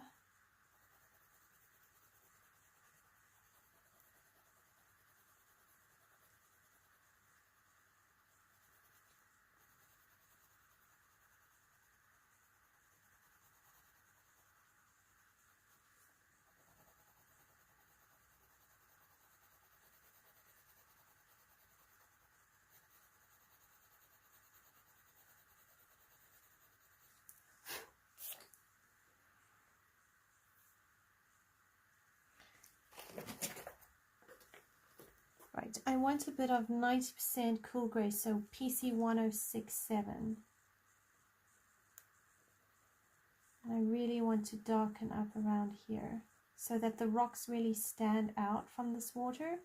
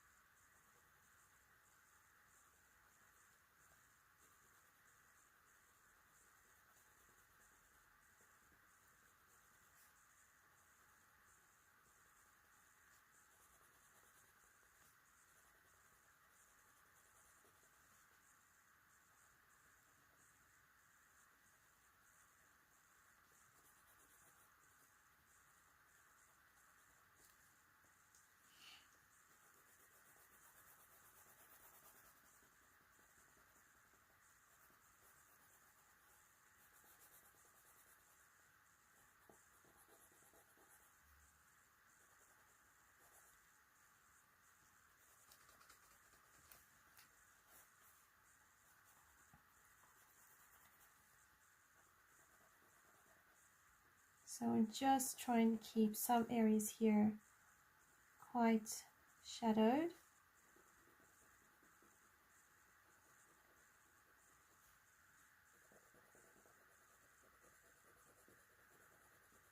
Because the reality is wherever your source of light is coming from, it's not going to highlight everything. So you are going to have places where it's going to be in darker water than in others.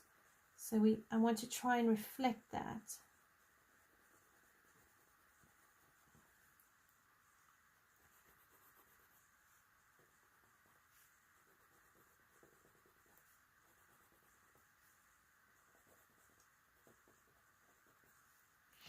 And then if I go over all of that 90% French grey, I'm sorry, not French grey, cool grey with my indigo blue,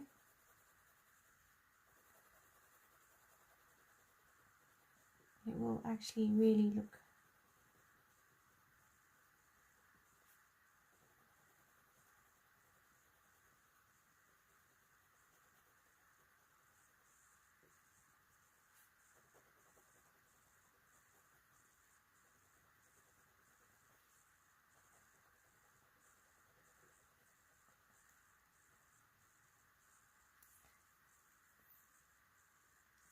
well, if nothing else, it just looks really beautifully contrasted.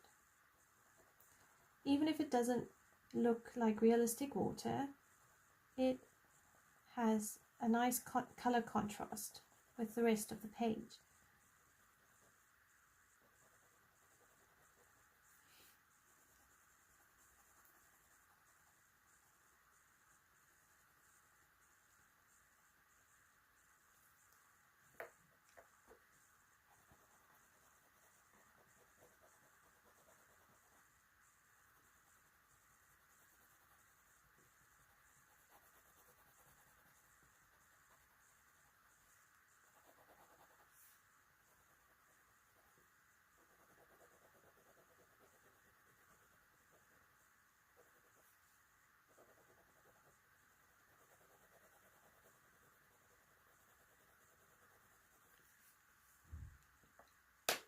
Okay, so now I want some more of that peacock blue.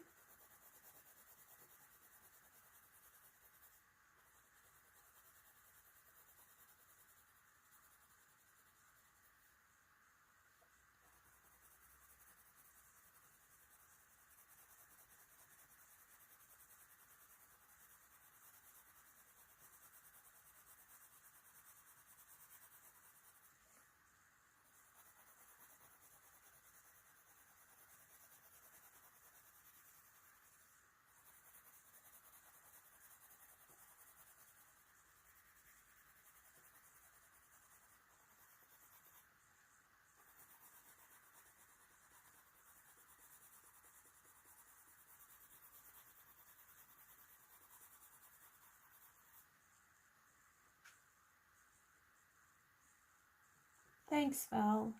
I appreciate that.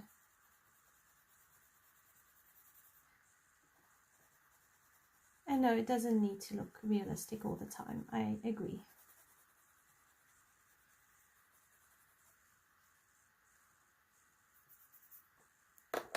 Alright, so now I just want to come in and put some more of my Parma Violet.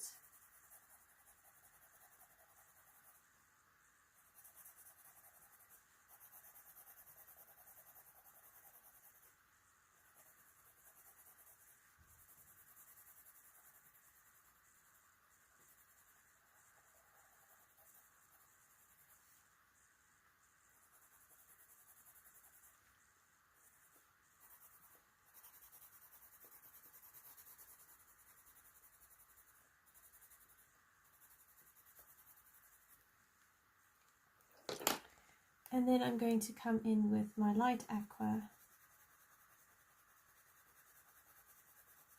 And I'm going to start layering it down.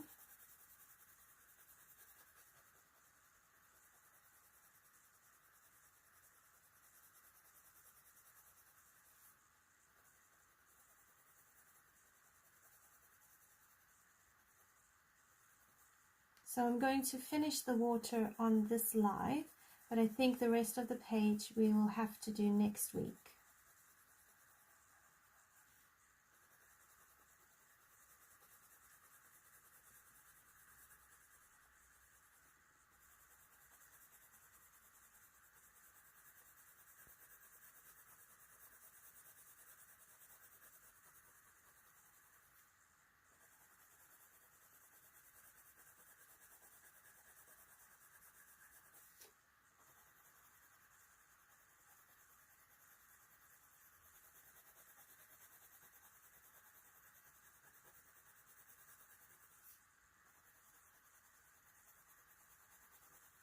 To finish the page, it will probably take me another half hour to 45 minutes.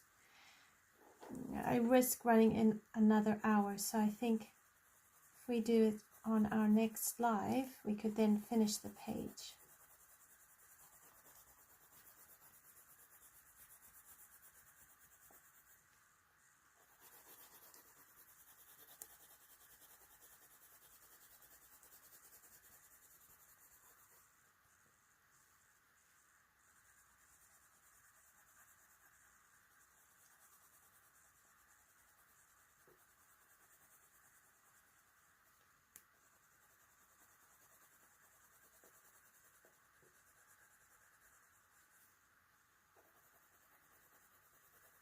What I have found with adult coloring is when I don't know how to color something, say realistically, I like to try and get the ideas of the colors and picking up the colors first, and I don't really try to worry too much about texture or anything. I'm just trying to focus on what are the colors that I need to bring in, and then try and get my head around where to put the shadows and the highlights.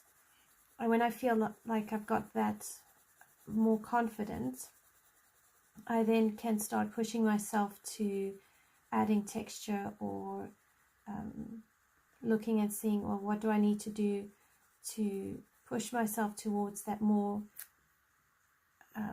wow factor, whatever wow factor is missing. You know, I start looking for that, because to go from not knowing how to do something to trying to get it, you know, perfect or where you want it to be, it can sometimes feel like it's too many steps. So I try and help myself by breaking it down into a few easy steps.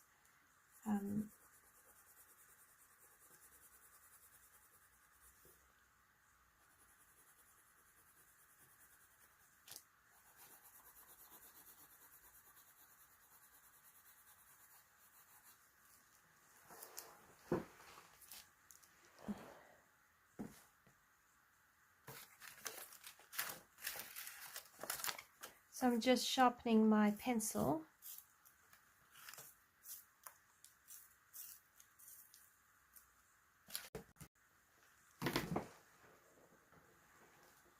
Okay, so now I'm just going to work on these colors again. I'm just trying to build up these layers.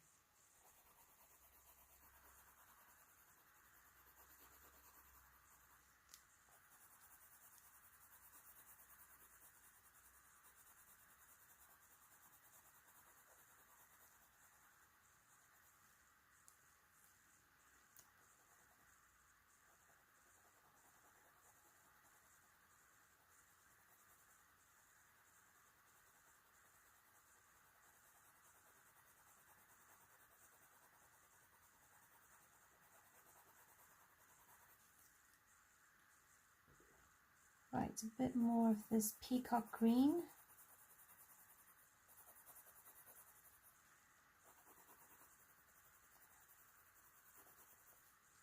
I remember watching a artist, she was using oil paints, and she was painting a realistic picture of a duck on water. And I was so surprised to see her use shades of greens near her shadowed area. And then I started looking at pictures of water, and I saw that often water is actually not blue. It's got these dark grays, it's got these green hues to them. Sometimes it even has brown hues to it, depending on what's happening in the water and the way the sunlight is reflecting off the water. And that's part of the reason why I'm not shying away from the green, because water in itself is not really blue.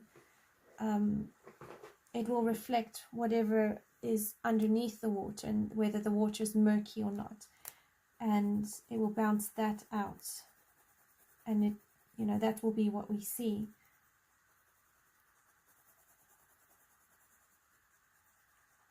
Sometimes I just like the vibrancy of the blues. So Peacock Blue.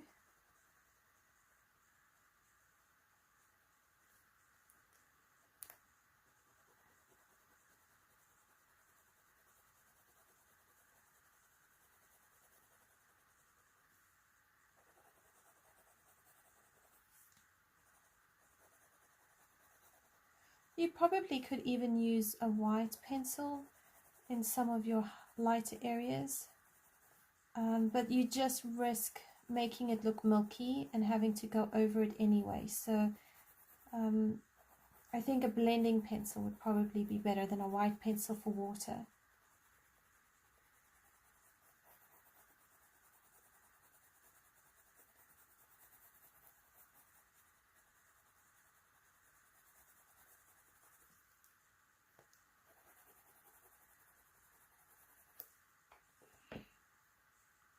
Alright, some more of that purple.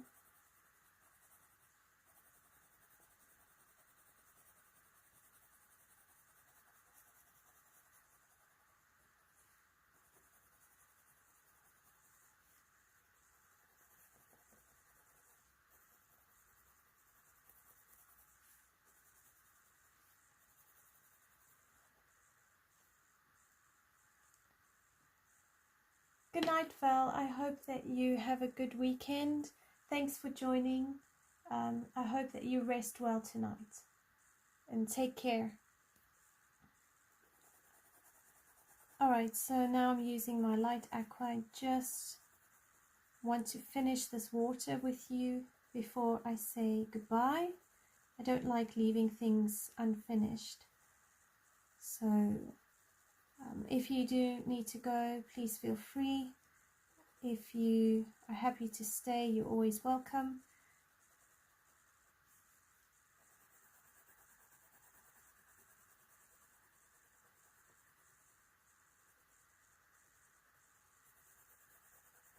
I know my lives are usually 2 hours, but I do sometimes go over the 2 hours. But I do care about your time.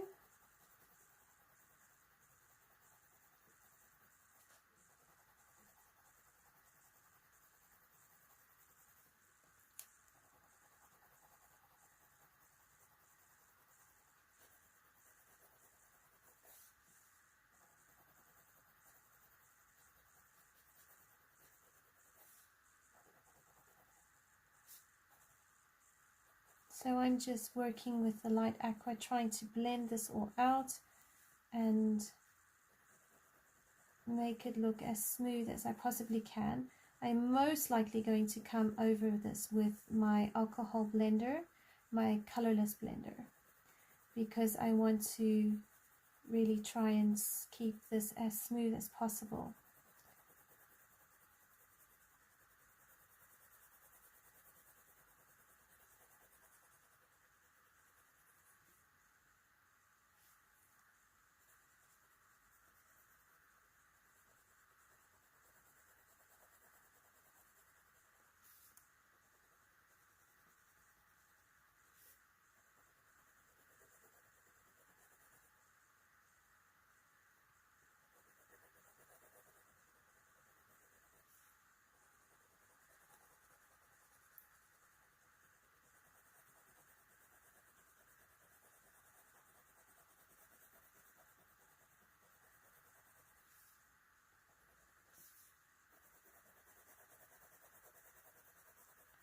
So light aqua, and I'm just blending this all out.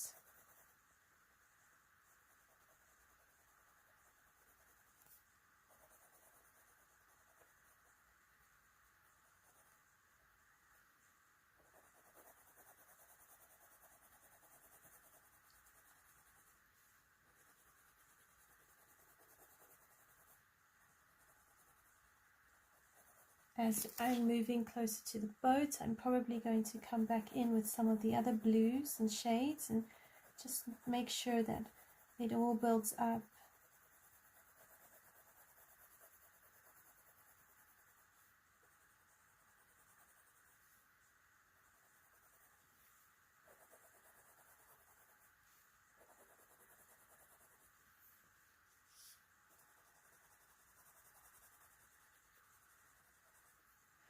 Right, now I'm going to bring in my Peacock Blue.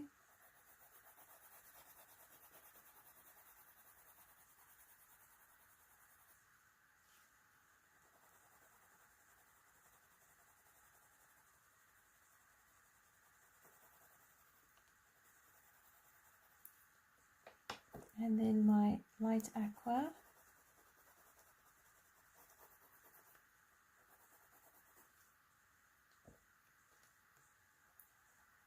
And my Peacock Blue around here.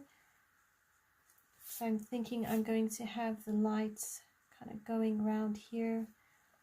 And I'm just thinking through, where am I going to put my light aqua? Where am I going to keep it slightly darker?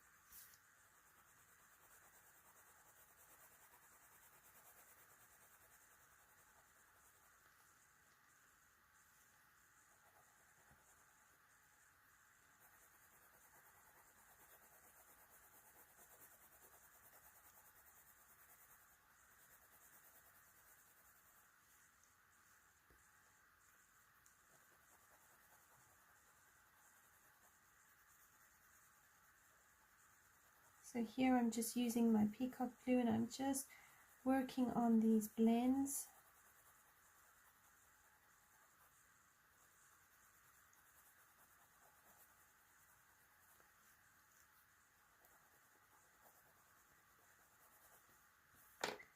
And bring in some more of that Peacock Green.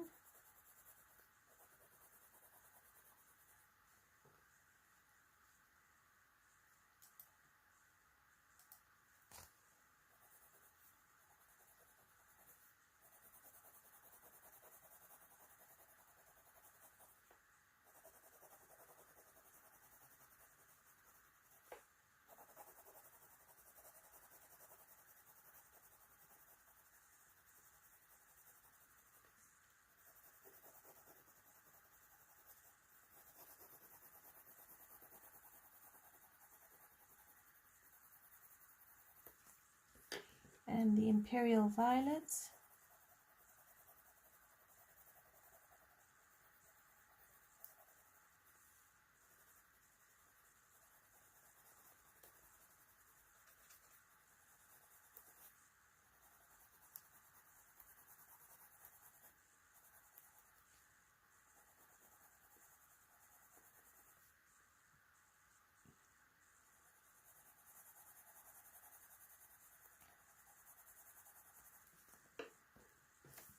And then the Peacock Blue.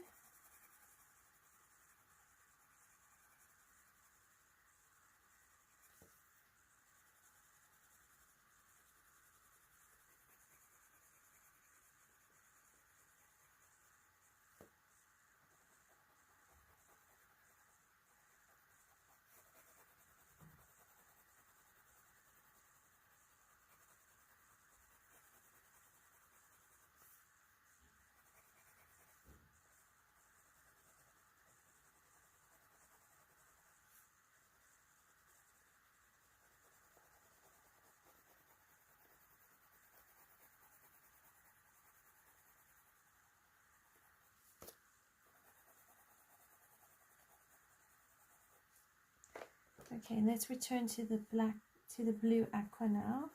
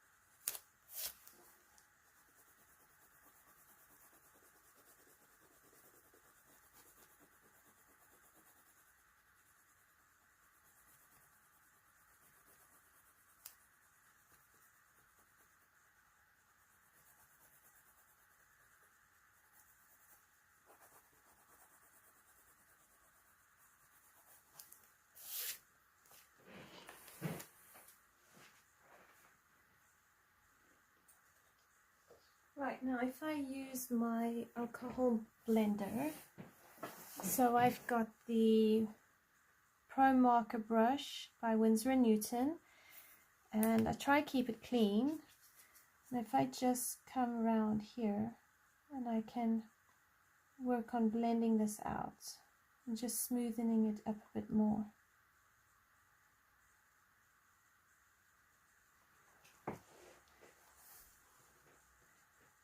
If you don't have a alcohol blender, then just work on layers or use a blending pencil.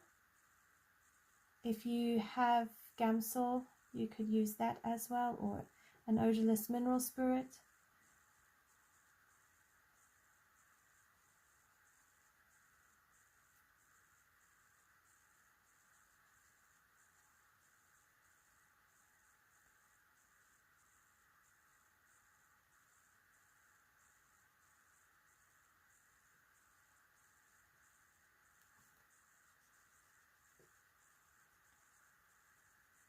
And all this will do is just rub the pigment into the tooth of the paper without damaging the tooth.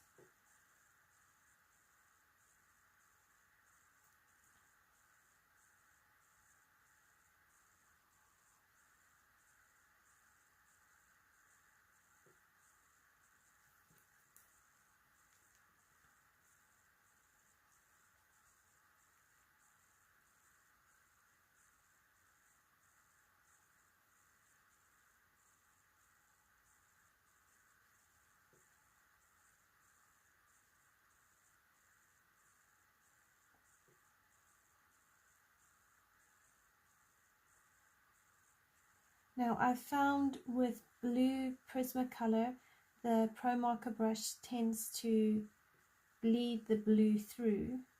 So I'm not 100% sure if it's on all of the Prismacolor blues, but I did do a page in one of Clara Markova's books and it bled through.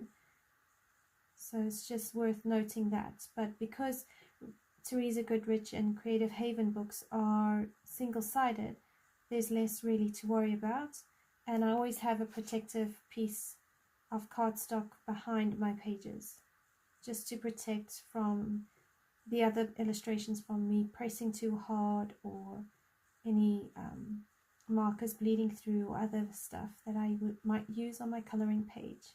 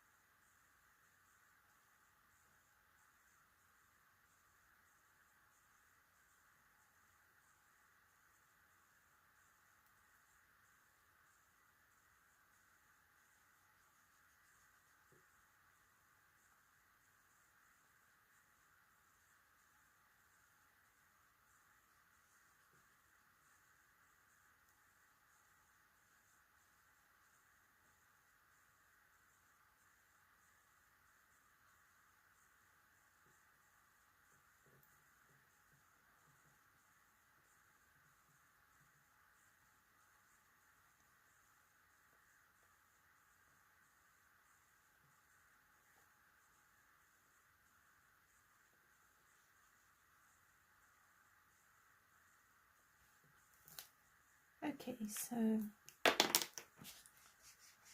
you just wipe it clean on the side on a separate piece of paper.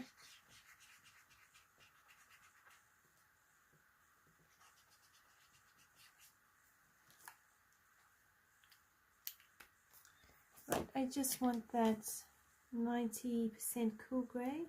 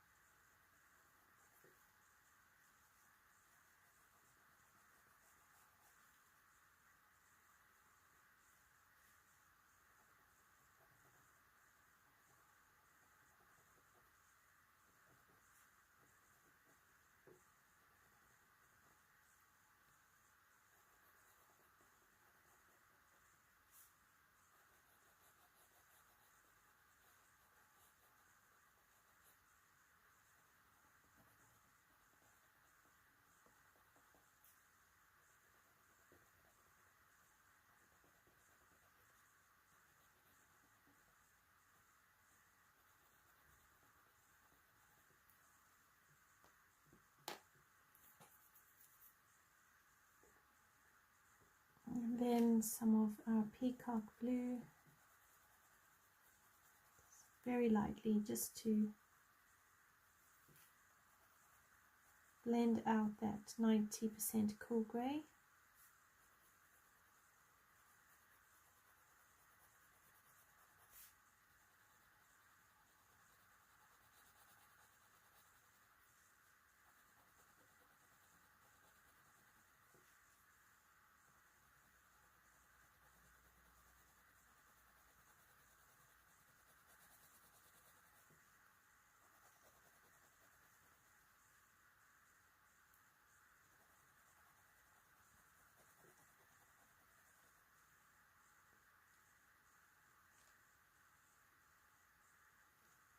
Right, I'm going to come in here with some of that dark indigo.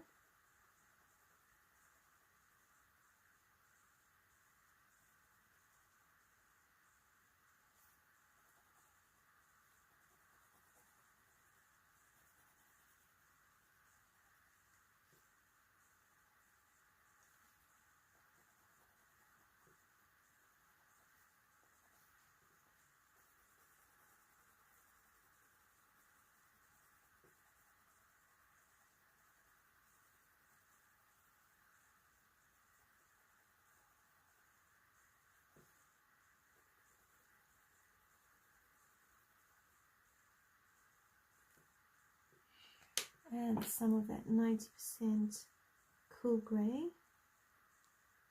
So I'm just looking at this and I'm thinking it needs, the tops of the rocks are going to be light, so if we have dark on light it will contrast quite well.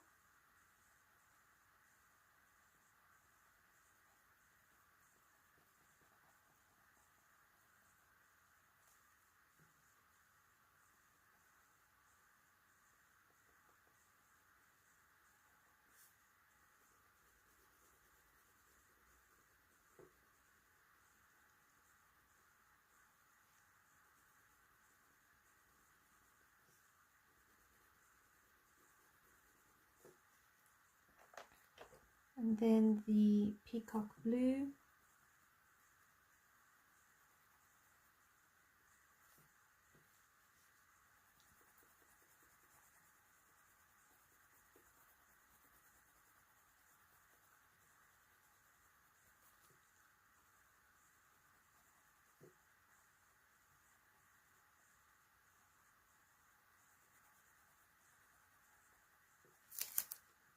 And we can do some Imperial violet.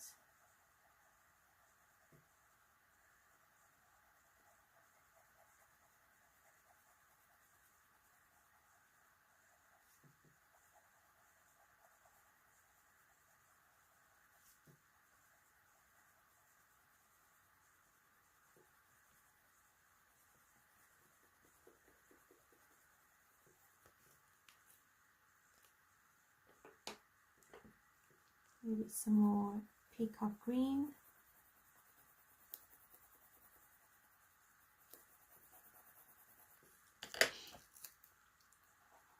some 90% cool grey.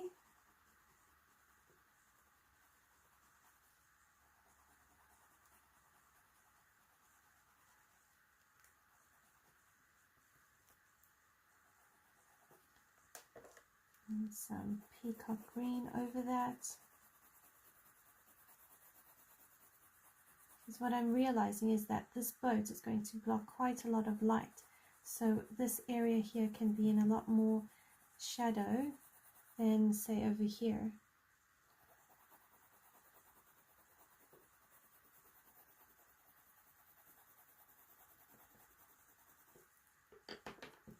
And some more purple around here.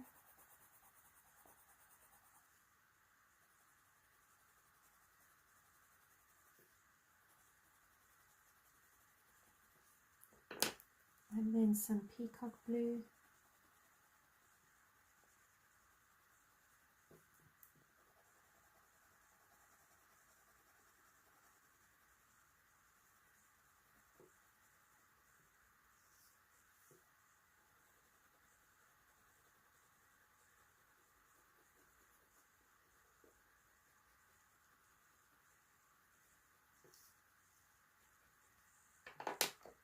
And then some of that light aqua just to blend it all together.